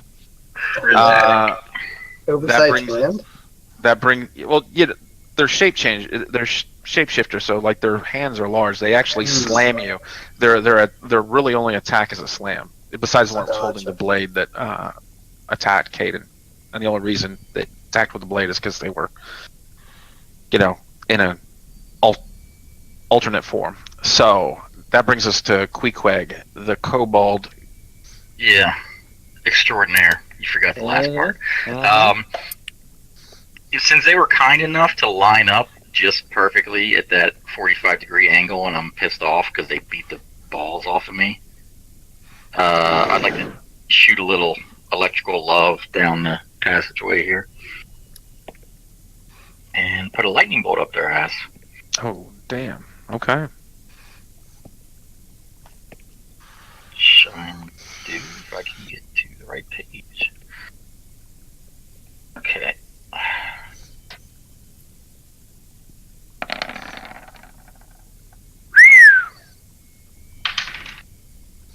That's a succeed on green and a fail on orange.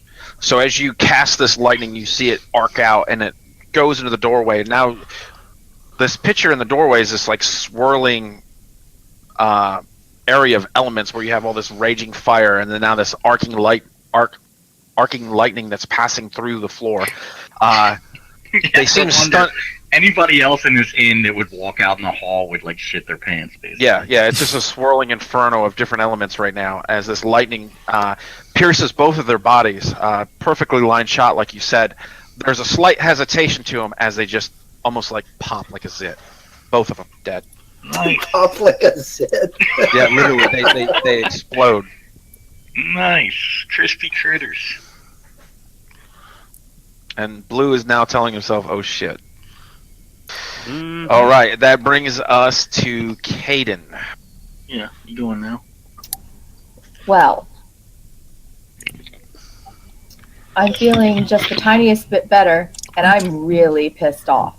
So I'm going to hit Blue with my Scorching Ray. All 3 of them. Right into him. Okay. Awesome. 21 hits. 16 hits. And 17 hits. Roll damage for all 3. 6, 7, 13, 23 points of damage as these rays just arc out of this intense heat and hit this guy basically stunning him. That's a lot, pretty good, decent amount of damage. That's not really. He's looking pretty beat up after that attack, where all these 3 rays just blast into him. He's still on his feet, however. That brings us to Baz. All right. Man, everything's all lagged on my machine here. We're gonna take a break after this encounter. Word. All right. If it'll let me move my dude, I'm going to go over and hit him with my shield. Okay, I'm gonna put you right here. 19. Ooh. 27, and he is knocked prone. All right. And I will. What? Oh, yeah. Advantage. Well, I double clicked it, but it worked. 28 and 26. Both of those are, yeah, I mean, they hit regardless, so. That's a 10. And so 24 points of damage. So you come swinging, charging down right after these rays, just blast him. And he's kind of off balance from Caden's attack, and you just shove him with your shield and knock him totally to the ground. And you just make these 2 giant piercing attacks with Talon, just jabbing it into his chest. He's literally on the ground right now, life bleeding out of him. He's literally at 1 hit point. That brings us to Losslyn. Taunt him again. What's that? Taunt him again. I look. I will taunt you a second time. Do we want to know why these people attacked us? That's what I'm. Well, I'm going to say since they knew who that guy was, that they were sent by somebody related to him, right? No, this comes back to the one we killed originally. You killed 2. we Or killed two. You some of killed these one guys in before. Krogmaw Castle, and then you killed one in the mines itself. Wave Echo Cave. There was one there. So we're probably not worried about someone sending them then. You know what? I will.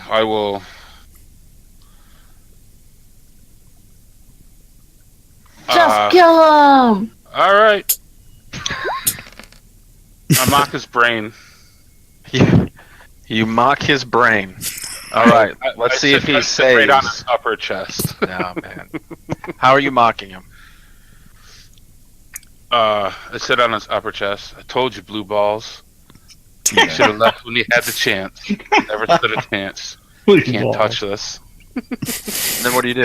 Oh, yeah. So you just this severe taunting. You sit on his chest and kind of smile and tell him that, and like you just see the light goes out of his eyes. He just gave up on life in that moment. As he I takes ended 6 with a wet seconds. A wet willy, and yeah, that's it. 6 points of psychic damage. He is dead. Is the building in flames? Yes. Yeah, I was going to say, man. Yes. This Did is I right- accidentally right bring here. the building down? We should actually, to be honest with you, because this is a pretty big city, man. This is Waterdeep. This isn't some like jerkwater town. We should roll out through the window. I'm saying that out of character, but also slightly in character, because like they're gonna come up and be like, "What the f, man?" Yeah, I'm not adverse to that at all. Yeah, dude. I'm actually thinking that's a good idea. Yeah, I How mentioned it. bad are the flames? In character, I kind of just look at you guys and I go, sorry. Well, I mean, I Yeah, don't it's really a care. pretty decent fire. It hasn't spread. Understand it's 6-second round, so all this happened really, really fast. Right. There is a bit of a fire in the hallway and in the doorway, so things are on fire. The wood and plaster and the facility itself has caught flame.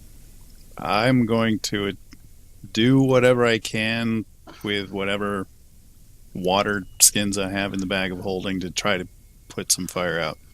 Give me a survival check. All right. Whoops. 17. Yeah, so you had several water skins that still from the when you guys were in the Underdark and needed to keep yourself moist. So you just start throwing Moist. you start throwing water on it. And there was several. You guys gathered all that water. You didn't go through all of it, so you start throwing that stuff out there. You probably get the flames down halfway, but it's not quite enough. Let me go ahead and roll here just to make sure. And actually, you are able to get the majority of the flames out. The rest of it, you can probably stomp out or Pan out. use your shield to smother the flames. But there is quite a bit of damage to this hallway and room. And Why- not why- to mention all the gore that is just splattered everywhere from exploding. While he's doing that, I'm gonna pass out some heals to the people who needed it. Caden, basically. Anybody else get hit? Thank you. I got hit for a small amount. If anybody wants to run, they should, because I'm gonna I'm gonna announce stay. that there's a fire. And Yeah, I'm out of here, man. I mean, I'm at it. Well, first of all, I put my real face. I mean, my fake face. Yeah. back on number one. You guys look over at Queequeg, and all of a sudden, he's now a gnome again, and he literally runs to the window and starts scrambling out. Yeah, man. Shit, this is. It's I'm bad gonna- enough just I'm being a following him. kobold. I'm following the cobbled. Yeah, man. I'm gonna search these guys. All right. They don't really have anything. They went in like lean, but I healed myself, by the way. FYI. Okay.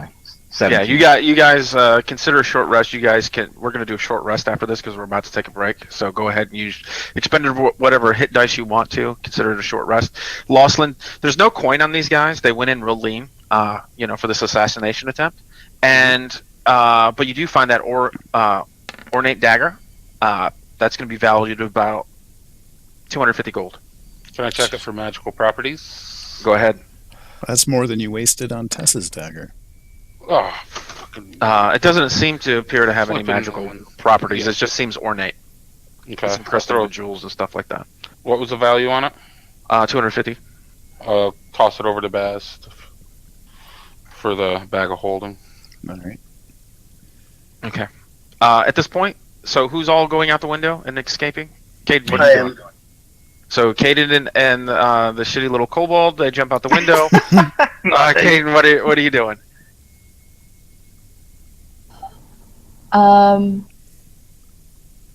Shit. I'm gonna stay with Baz, Loslin. Little goody goodies. Bye. Whatever. That's what my So- character would alright. do. Leave me alone. Do we make it out?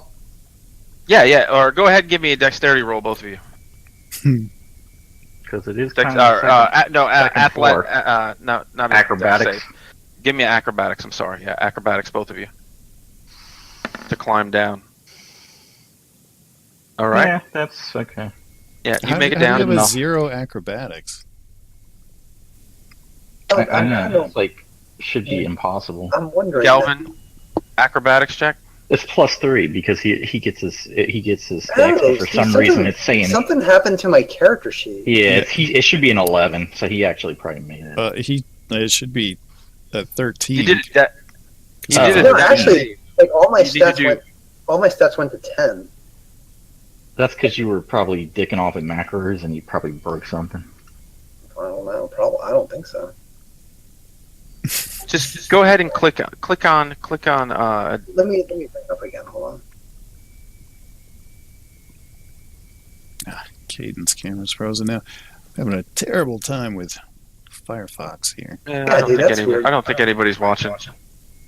Oh yeah, I don't know what happened. All my stats are back to Well, they missed a good square night. one. Sweet. Oh, I did. No macro would have caused that, dude. Okay. Can you Doesn't give me change. an acrobatics check, Greg? Just click it and see what it does.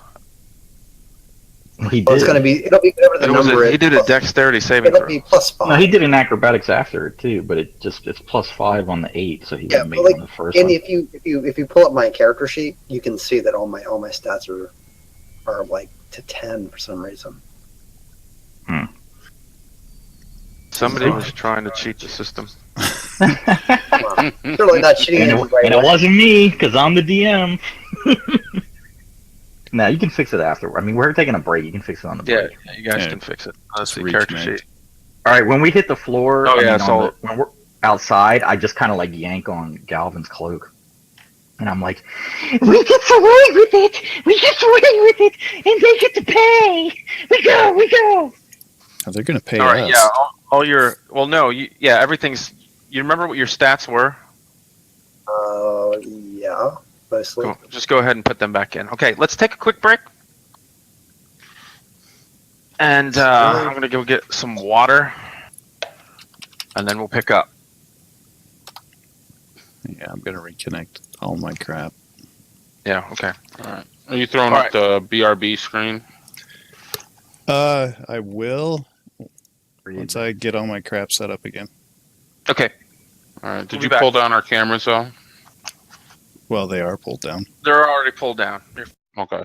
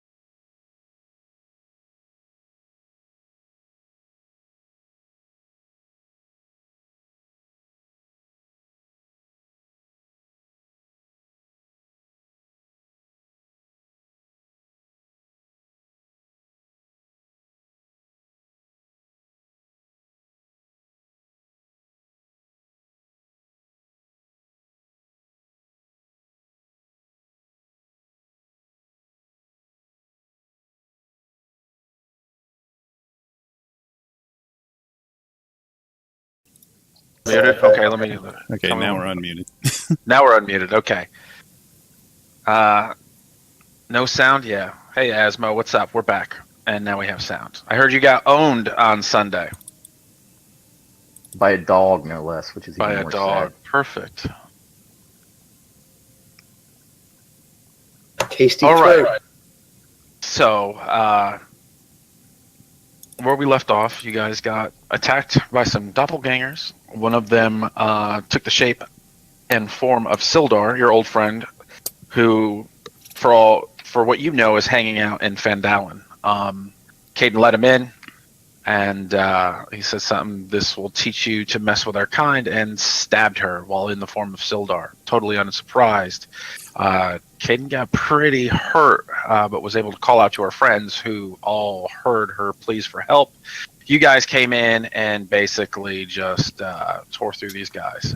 Good teamwork in that fight, and you were able to kill the rest of these assassins. Galvin and Queequeg dived out the window without incident, while Caden, Losslyn, and Bazcool stayed to kind of Clean face up the music, mess. clean up the Sweet. mess. That's awesome. And that's where we're at now. The flames have been put out, and as you're putting out these flames, Baz, you're out in the hallway using your shield and stomping out flame and stuff, and yelling that there's a fire. You see other hotel guests like looking out with wide eyes to see this dragonborn like stomping out fire and slamming a shield into the wall to put out flames. And you just see these faces kind of looking out like, oh my god, what the hell is going on? As you put out these flames in the hallway. Losslyn, you're in the room. No clue what you're doing. Probably something funny with these corpses, but that's where we left off. So everybody in the room, what are you guys doing?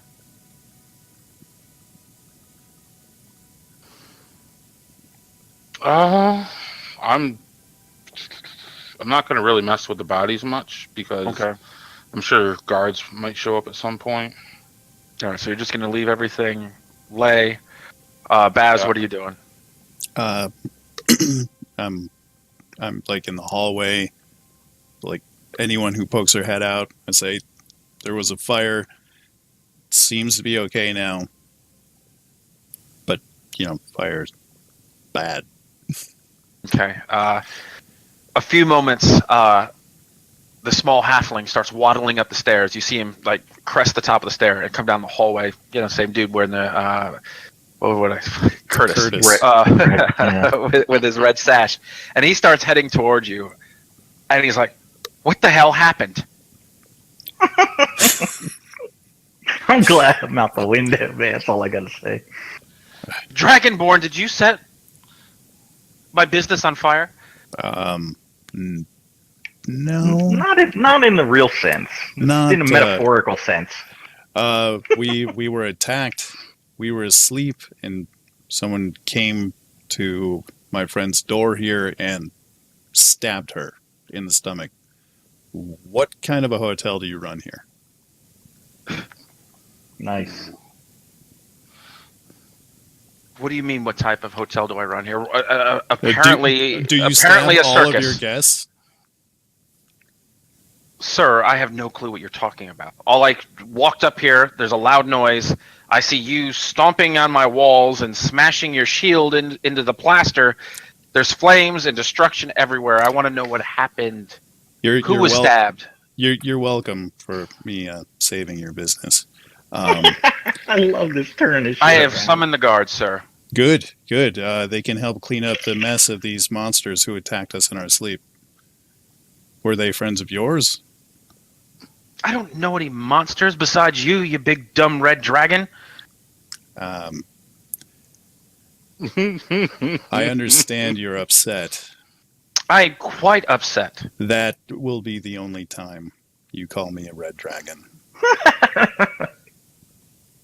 That's awesome. I will remind you, sir, that you are in my place of business. and these are my rules here.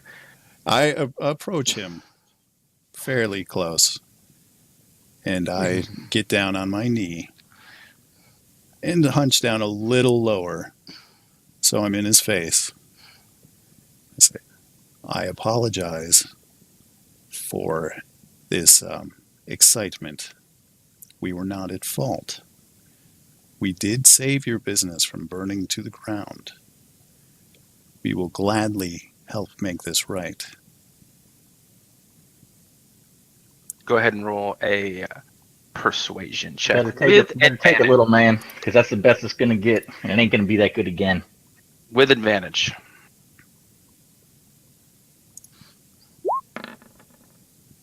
You're lucky you got advantage, man. And even, Probably the innkeeper is lucky he got advantage. yeah. Okay. Take me to these monsters. Come in, I show him to the room. So you guys, small little walk down the hallway, and comes in there, and his jaw just drops. And You know, 'cause Caden's there's, covered in blood, yep. or wounded stomach. Well, he looks up to you.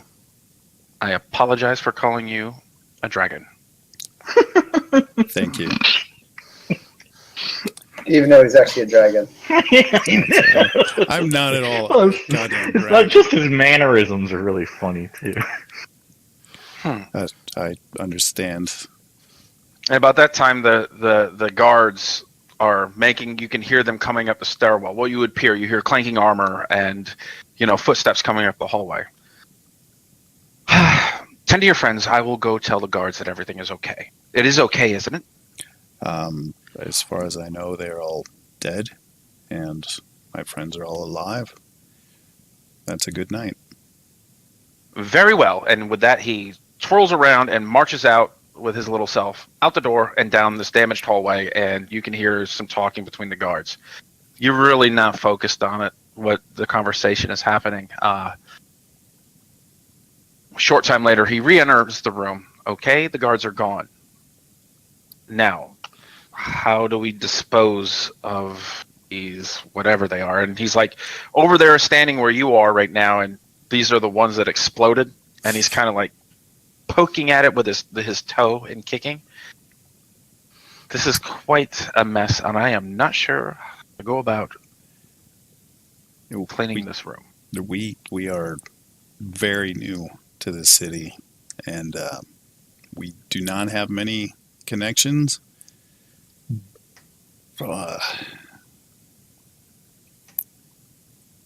We currently know one person other than you, and I'm not sure if they can help. I don't know what normally happens if there's a coroner, grave digger, who handles dead things. Well, this would be a first time that I've had dead monsters in my room. Me too. We've had fights, of course, but nothing like this. And with that, he like picks up one of the arms and like throws it, from the corpse. Let's just put this mess out the window. Help me do that? Yes. Come. And, he starts picking up little bits. And he's kind of holding it, and, you can tell that he's doesn't like filth. Yeah, or just start anything gross. heaving corpses out the window. Yep, just out the window. Hopefully at the two chicken shits that are in the street. I mean, I'm chilling around just watching that, like, up there, so I'm sure I'm seeing these bodies fly out the window. I'm actually, like, kind of freaking out when that happens, because I have no idea what that means. Like, that doesn't seem Yeah, good to me. you guys, Galvin and Queequeg, you guys definitely see the window that you guys scurried out of, and you just see monster corpses being chucked out. And you see Baz come, and you don't really see Losslyn, but you just see two little hands come up over the windowsill and drop small pieces of doppelganger out the window. Hold on. I wanna try to throw an arm back up. No, Jesus. You rolled a 1. Okay, go ahead. Psycho. It's like, what am I rolling? That would be a acrobatics check.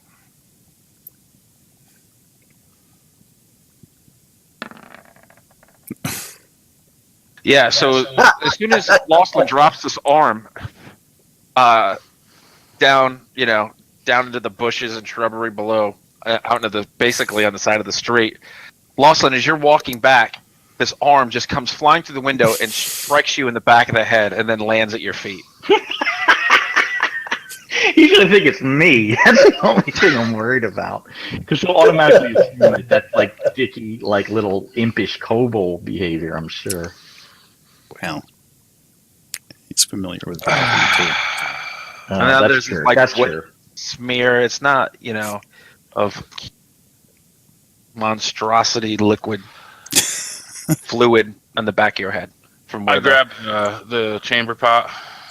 Oh man, this is getting disgusting. Okay. While we're Oh. cleaning, and I give it a heave, empty the contents out the window. Go ahead and you give me an acrobatics check. A dexterity saving throw from the street. Yeah, and go ahead and I guess I might be in range of splash damage at least. yeah, both of you guys just go give me a dex save. It's a straight up dex save. Oh, thank you, Jesus. I don't want to get covered. in poop. I mean, kobold or not, man. No! You heave the chamber pot and its Open your mouth. contents.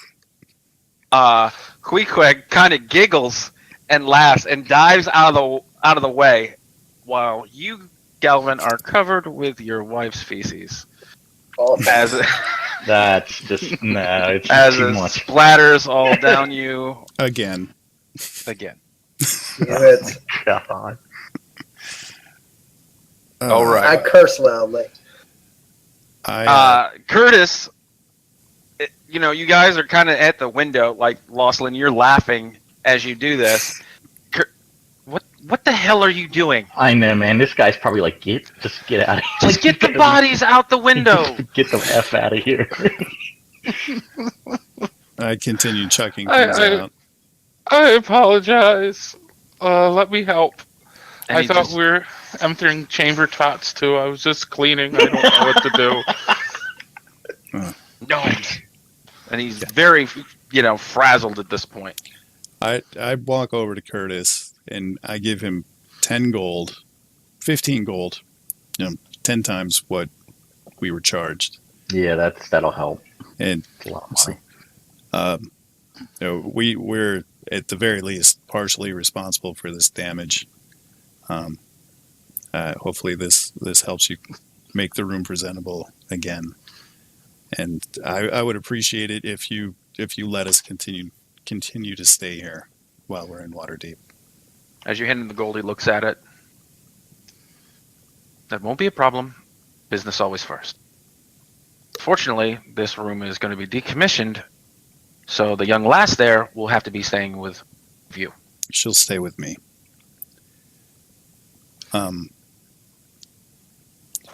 Thank you for your understanding. I would just like to recommend that you do not refer to any dragonborn as dragons. It's a pretty severe insult. Noted. Yes. Breakfast in the morning, 8 o'clock sharp. Do not be late. Not a dragon. Got you. And he turns around and scurries off. Good night. Good night, not a dragon. Yes. Wow. Well, since we're done cleaning, I'm not even going to let them know the coast is clear. I head back to my room. Okay. Lock the door. I'd put Caden up in my bed, and I'll lie on the floor. If she Yeah, you have a pack with a bedroll, so you can lay on that. and I don't know, it's probably not a great idea for anyone to sleep alone. In case there's more of these things. Anyone who's So concerned Lachlan is welcome. already. All right. He just kind of went to his room. So if you want to tell him that, you'd have to go down and. All right. And the other two knuckleheads, they're down. God knows what Galvin is doing right now, being covered in feces. All I'm gonna go Yeah, look for a that's- fountain to dunk That's myself on. absolutely vile, man. I'm just freaking out. Yeah, I'll knock on Loslin's door. Fountain. And Yeah, fountain. That's a great idea. Public Just- place. just recommend that, he may not want to sleep alone in his room. He's welcome to bunk in with us. I'm okay. It's Thank up to you for the you. offer, though. Just be very careful if someone knocks on your door. Yeah, as you open the door, you see that he has like caltrops and shit down, and he's paranoid. That's normal. It's normal. Normal, Caltrops, normal. Galvin protections. Yeah. I want to use my I do it's more of like a role play thing than anything, but there's a druid craft which is like a cantrip, Yep. and it basically lets you manipulate plant matter, this kind of thing, and you can do it on anything. So I just want to pick up like a little tiny grass or something green and actually druid craft and turn it into a flower and just give it to Galvin so he can put it in his hair. It'll help with the smell. Absolutely. Cool. So I'm gonna walk in the inn covered in shit, and With a flower, but you do have a flower flower. behind your ear. I'm gonna ask the innkeeper where I can wash off. Say that again. You're gonna ask what? I want to ask the innkeeper where I can wash off. Yeah, the innkeeper who doesn't even want Yeah. like a little untidy mess and you're covered in feces. I'm sure he'll be really receptive So to you that. come in the front of the inn, and you see Curtis there, and then you walk in, and he's just like throws his hands up like I don't even care anymore. And did the monster shit your on battles. you? Did they literally shit on you? And he just points to the back door. There's a well. Please clean yourself up before returning to your. There's enough mess that I have to clean, and have cleaned. Go wash the shite off your body before you go back up to one of my. Fine. I go wash myself. And then he looks to the gnome. Little gnome, do you have shit on yourself? Do you need to accompany him, or are you clean? No, I did. I dodged. It came down. I jumped out of the way. Okay. No more messes. No, I'm good. You can return to your room. Okay. All right, I kind of just scamper up the stairs. Galvin, when you exit outside, you see this like old-timey type pump, water pump. It's out back, where people. It's mostly used for watering horses. There's a stable back there where travelers can rope off their horses, beagles, small ponies, Yeah, out with and then them. there's like a water trough there with a hand pump type well. That's a good place to bathe, I think. Okay. I'll rub the flour all over me. Yeah, you wash the stank off your body. The best you can do, and you take the flour that was druid craft and you kind of rub it into your skin so that give it a I mean, smell it's not back. like it's like a single log dropped on me. It's not like an No, a hour. chamber pot, man, they don't empty those every day. That's actually not true, or at least not commonly. Oh, it was full with urine and feces. It wasn't Yeah. a turd that hit you up inside the head. You're wet with piss and other bodily excrement. You look like the piss boy. So, yeah, it was your chamber pot. I'm Justin must be enjoying this so much right now. Ask Jen how many times she had. Jesus Christ. It's ridiculous. Could be- He's killing me in that Twitch, man. Could be other biological things going on with Caden right now. My God. Yeah, I think you said it on the log. I'm a little bit bigger. Not much. A little bit. All right, let's get this shit back on track. Yeah, really. Galvin, you're able to no clean pun yourself. intended. There's still a small odor, a slight odor, about you, but you're for the most part clean. You make your way back upstairs to your room,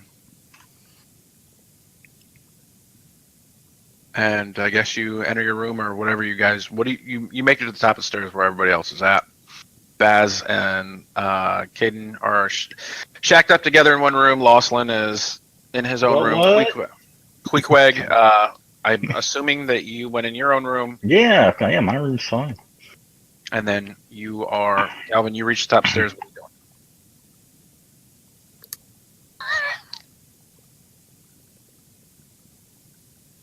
Wait, chat's cracking me up, man. I just logged in to look at it, but I think I missed most of it. Quite funny. It's probably better that Caden went to sleep. Yeah, So. yeah, probably. Okay, so you're going back to your room, Galvin? Yeah. All right. The rest of the night passes without incident. You wake up in time for breakfast, and you make your way downstairs, unless there was anything else you wanted to do before you went down there. And you're greeted to a hearty breakfast. It's actually really good. There's eggs, toast, some nice. type of grits / oatmeal type dish, and some fresh fruit. Excellent. And Right. Curtis, you guys sit down there, and Curtis serves you guys as y'all sit down there, and he just kind of nods to you, and you can tell he was up all last night, and big heavy bags under his eyes, and he just kind of serves you with a sigh, and doesn't really say anything to you, but probably happy and satisfied with the coin that Baz gave him last night, but not really thrilled that you guys are here. Morning, Kurt. It is Curtis, thank you. Sorry, Curtis. Such a just little yeah, whatever. Little deep. Is there anything else that gentleman and lady will require, or I see to other business, as in repairing the room at the end of the hall? No, the breakfast looks excellent. Thank you very much. Thank you, good sir. All right. If you have no other need for me, I will go about my business. And he scurries off. I did give I him thought you were 50 days worth of rent for that room. So Baz. I thought you were gonna eat his. Go ahead, and Baz. When you said that, go ahead. Go ahead and give me a stealth check. No disadvantage or anything, just a straight up stealth check. stealth. I have so much stealth. You said, as he's walking off, he heard you say that, I paid him enough to rent that room out for 50 days. And then you hear him as he's walking out the door, but yet not in the last 50 days has it received this amount of damage. And he walks out. It's been much longer than 50 days since we've been attacked in our sleep. So he scurries out and leaves it at that. You guys finish up your breakfast. All right. On to The east for the Noble area? yeah. Noble Quarter? Is that what you called it? Yeah, the Noble District. District. All right. So you guys continue eat, and you start heading east, past various dwellings, different places of business. I mean, this is a huge city, and the longer you travel east, I mean, it takes you a fair amount of time. It's large. I mean, you're talking a couple of hours. to make your way through here. There's all different sights to be seen. You know, you go through residential districts, you go through some like little almost streets that are mostly, you know, set up mostly with shops. And as you start, the farther you travel east, the dwellings and the merchants start to be more upscale, much nicer. And the farther you travel, the nicer it gets east. Until what you then believe that you're just surrounded by these giant manses and large, just beautiful, extravagant buildings. And for the most part, you believe that, yeah, this should. The people that are walking around here are finely dressed. The majority. Go ahead and give me a perception check. Everybody.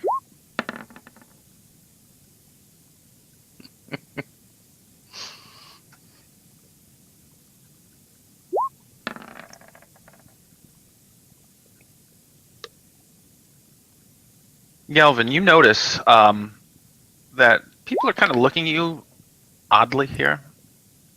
I have a pretty good idea that, you know, it's the condition that you're currently in, that you didn't quite get everything washed off. So you're walking through this very upscale district where people are finely dressed. And I mean, you guys stick out like a sore thumb because you're literally strolling through here like with swords on your hips, torn up armor. There's still some blood and gore, you know, from fighting these things, and you guys are just like bebopping through this noble district where people look like aristocrats, right?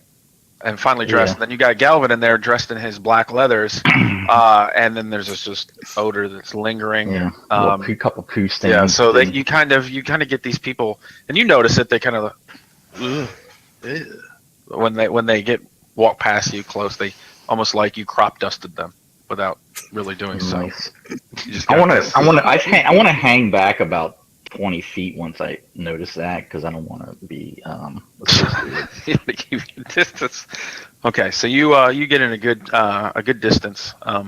This is what I do, bro. Bam. So I straighten up my back and I kind of imitate the way that these aristocratic dudes are walking to look like I fit in.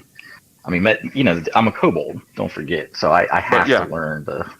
You know, yeah. So you start imitating the way the way these individuals walk, the way they carry themselves, and with just a short amount of time, and the others, you guys kind of notice this too, looking back and making sure that your party is with you. That, you know, here's this little gnome who's not really a gnome, but almost flawlessly imitating the body language from these rich people in this area of town, or I should say the city. I kind of screw my face up at Galvin. Heathen. And then I kind of just get another 10 feet away from him. Okay. So you guys are now in the Noble District.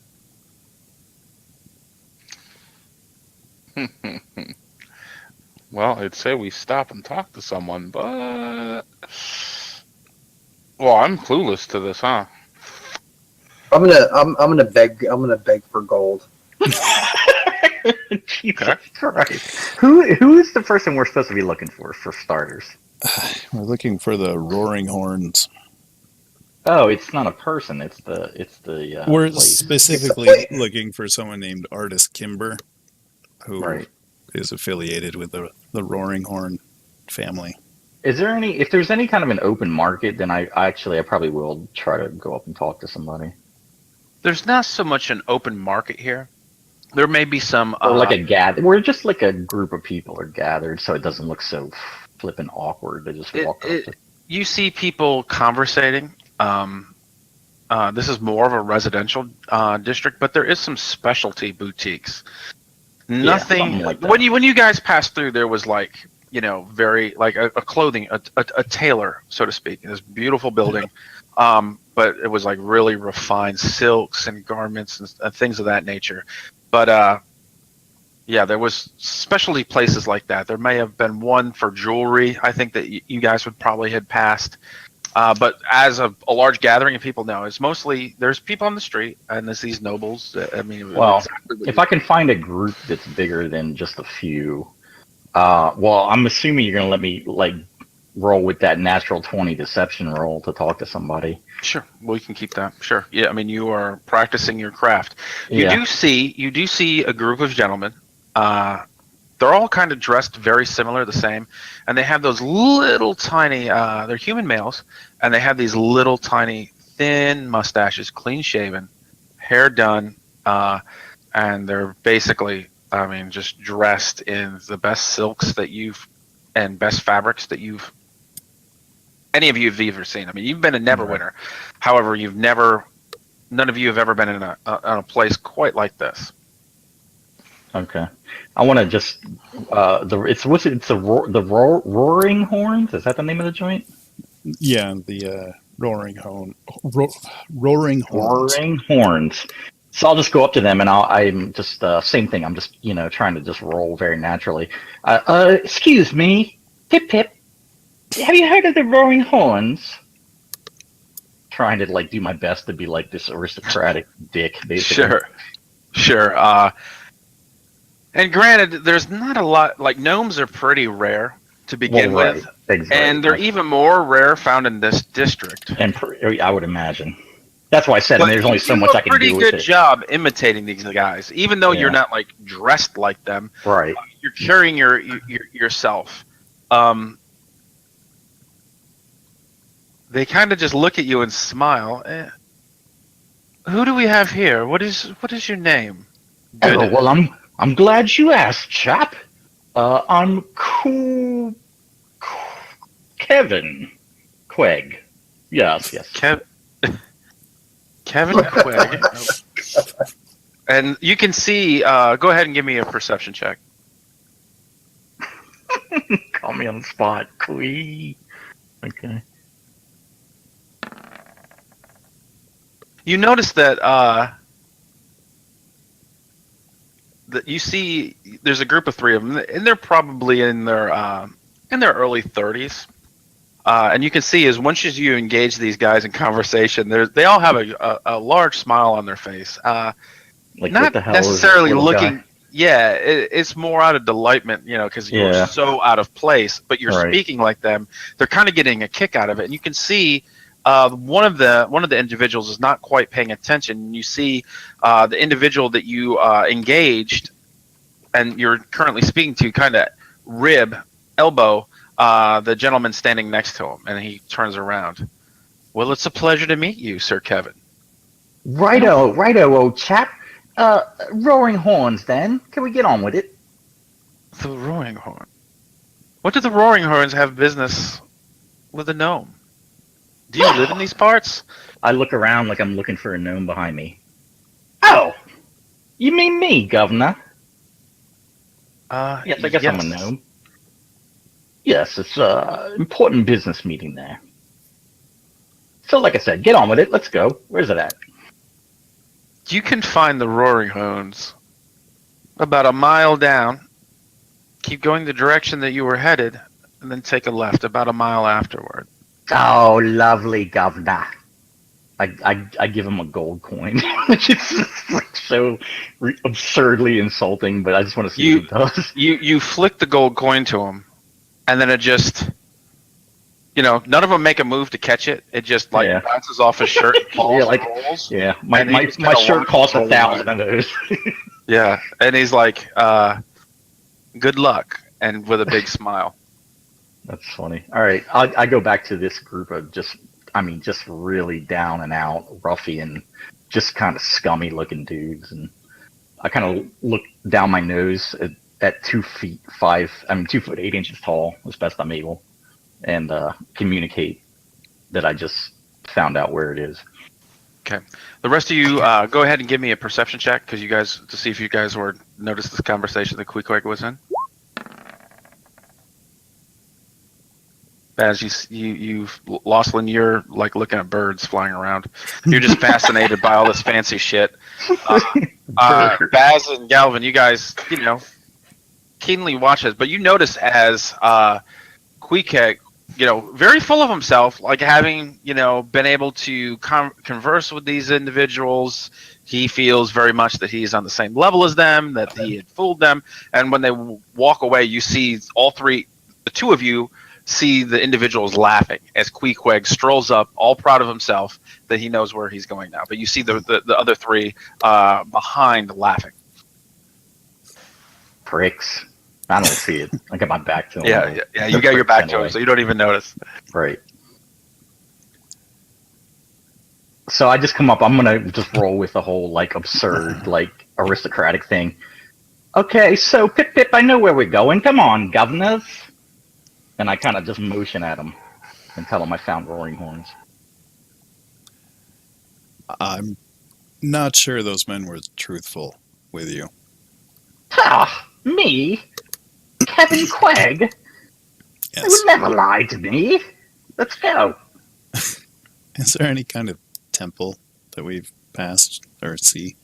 Not so much in this district now. All right. Well, There are some shops.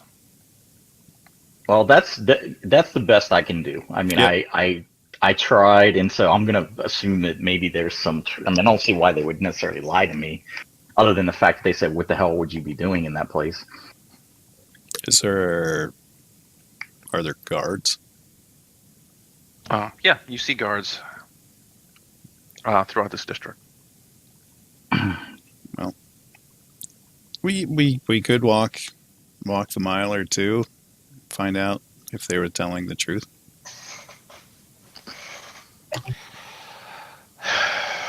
Yeah, I mean, I'm clueless to what's going on, so Yeah, you've never seen anything quite like this place, Losslyn. And, with your sticky fingers, it's just running through your mind how much is here and the value, and like you're internally you're just like, holy crap, I just want to get my hands on some of the. So yeah, you weren't really paying attention. So is that what you guys want to do? Is walk down about 2 miles? Yeah, we'll walk the mile and turn left and walk another mile. You guys walk down, and there's nothing that really leads left. After walking about 2 or 3 miles, it is definitely appears that these individuals are messing with you. Asshole. do I see Yeah. any boutiques or shops nearby? Yes. There is a fine linen boutique that you had passed. It's probably about a 5-10 minute walk back in the other direction. You did pass. Okay. I'm gonna head back to that boutique. Okay. What is everybody else doing? Are you going in or staying outside? Oh, wait, outside. I'll stay at the door. Outside. We're close enough that I can hear. If I can't hear, Sure. I will go inside. Okay. Give me a perception check. Losslyn, you enter. But Baz, give me a perception check just to see if you would be able to overhear what was going on inside. Yes, you would be able to. So Losslyn, you go in. As you walk in, you see just rolls of fabric, types of fabric that you've never seen before, fabric that looks like,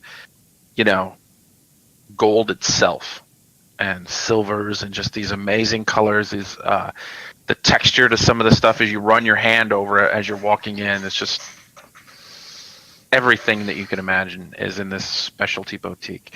You see this large, plump, human female, has her hair done up. And she's elderly, but she's, very obese. Her hair beehived up quite high, stark white hair. She pays you no attention. She's currently, busy behind this counter that she's working at. As you stroll up, she does not notice you. I bet you wish you had that nat 20 deception roll, don't you, Baz? Because I got nothing with it. Which for me, she ain't gonna give you anything unless you got a plan B. Well, Excuse me, ma'am. if this doesn't work out, I'm going to go find those guys and talk to you. Oh, good cop, bad cop. I see where this is going. What'd you say? Lost one? Excuse me, ma'am. Yes. I appear to be lost. I'm new to the town. Obviously. I know I feel so out of place in this area. I'm one of the servants for Servant, yeah. That's probably all you need to hear. what are they, the Roaring Horns. Roaring Horns, and I've seemed to have lost my way from their homestead. Can you help me find my way back?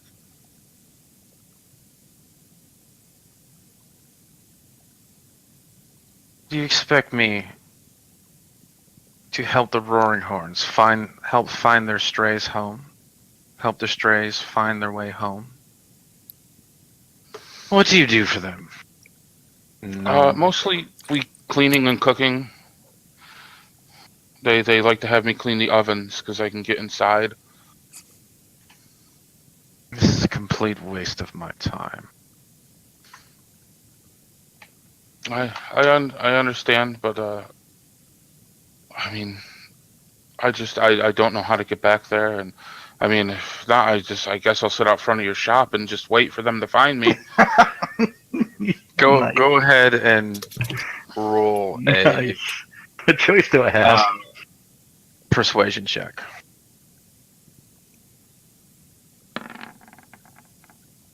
Gangster. How did you get? Oh yeah, wait a minute. That's awesome. Jesus, dude. You would have to take your little self outside of my door, turn right, walk down 3 blocks, turn left for 2, and you will see the blue manse on the right-hand side. Please tell Mr. Roaringhorn I do not appreciate his trash winding up in my place of business. Now, if you do not mind, remove yourself from my presence. Alright, you stuffy Victorian era bitch. I think that psychically through the door. You've been most helpful. I appreciate your. I do not care what you think or say. Remove. Bitch. I walked towards the door. You said there was like bolts of cloth. Mm-hmm. Yeah, just lick a couple, like Rick James style. She'll like that. I just make sure to touch them on my way out. God, dude. And you hear, as you open the door and you run your hands across these silks, repulsive. We really should rob this bitch later. I really think she just is in need of it. Like Robin Hood, you know, you're helping we can give it out to poorer people than her. She doesn't need all that. Okay. So I go out. I give the directions to Baz. Okay. Well, I don't like this side of town very much. They're very, very mean. okay. Well, you may have just saved 3 lives. So we can follow her instructions, see if she told the truth. Yeah. Yes. Let's head that way. Before I start to misbehave.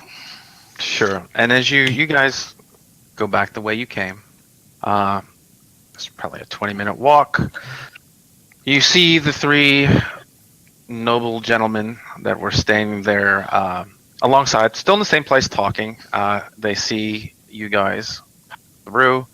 They pass. You hear laughing as you guys pass and are following the lady's directions.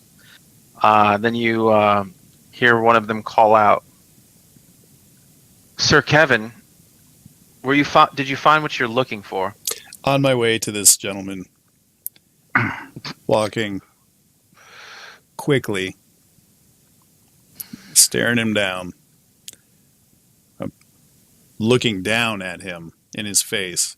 So that was a very funny joke that you played on our friend here. You must be very pleased with yourself. You know, I understand we don't belong in your world, but we are the ones that protect it for you. We don't belong here, but the Roaring Horns do. We are performing Yeah. service for them, Yeah. protecting one of their own who is in danger. Your silly prank may have cost him his life. And if it has, we will come back to collect it. Does he have a Go coin? ahead and roll a intimidation with advantage.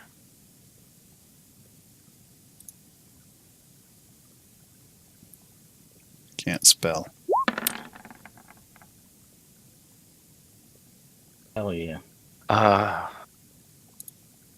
No need to get excited. It was just a joke. Me and my friends apologize. Think before you speak. The Roaring Horns. It's a little farther down that way. Take a right for 2 blocks. Take a left. It's the Blue Man. My apology. Your name, sir? My name. Your name. I don't know who's going to tell you that. So I may give it to the Roaring Horn. To explain our delay.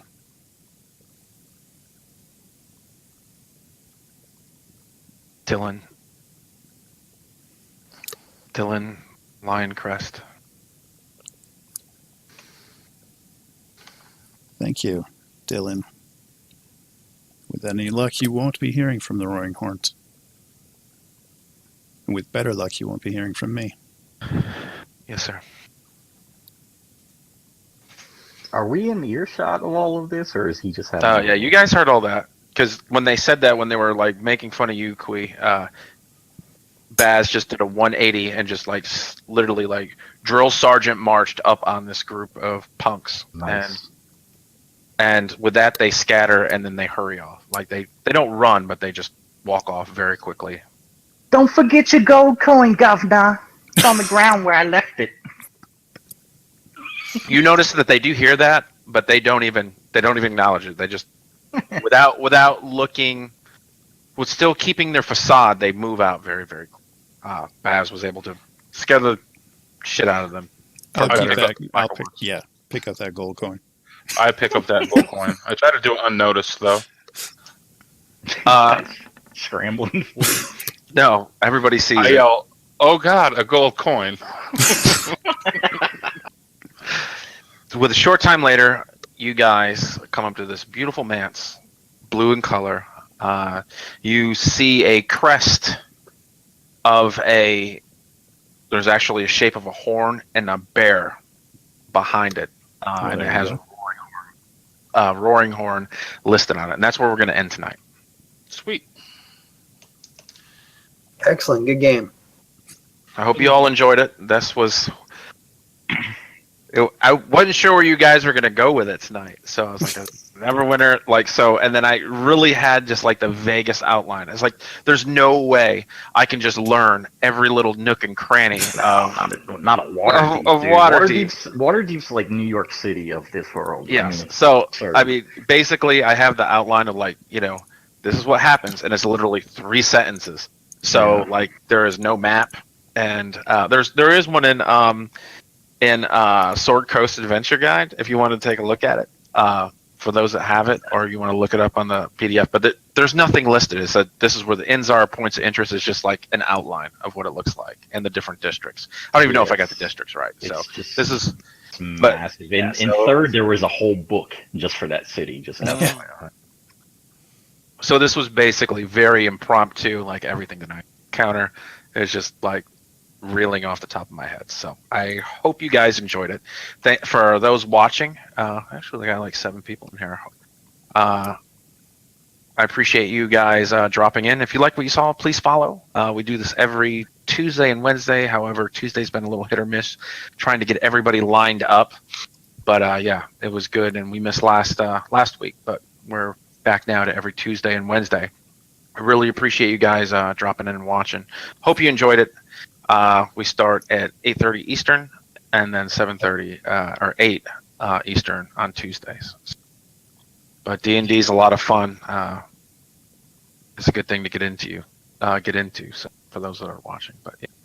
was pretty fun. It was an interesting game tonight, especially after not really playing for almost 3 weeks. Yeah. Well, especially considering it was basically off the cuff improv, Yeah, a lot of it was. because that can be extremely hit or miss. Because I was like, there's prep work, and I mean, I'd lie if I said I didn't do any prep work. We just went and did it live. I mean, it was like that, but there's like, okay, how am I going to prep for this? I'm not going to sit there. It could go so many different ways. Right. So, like the encounter, the inn, all the NPCs, that stuff was the only thing that was actually written in here from the adventurers where you guys came into the underground crypt. That was actually spelled out there. Oh. Gotcha. That was it. I'm going to shut it down. Okay. Thanks, guys. Thanks for watching. Thanks. Appreciate it. Thank you all. See you later. I gotta roll out, guys. So I will see you next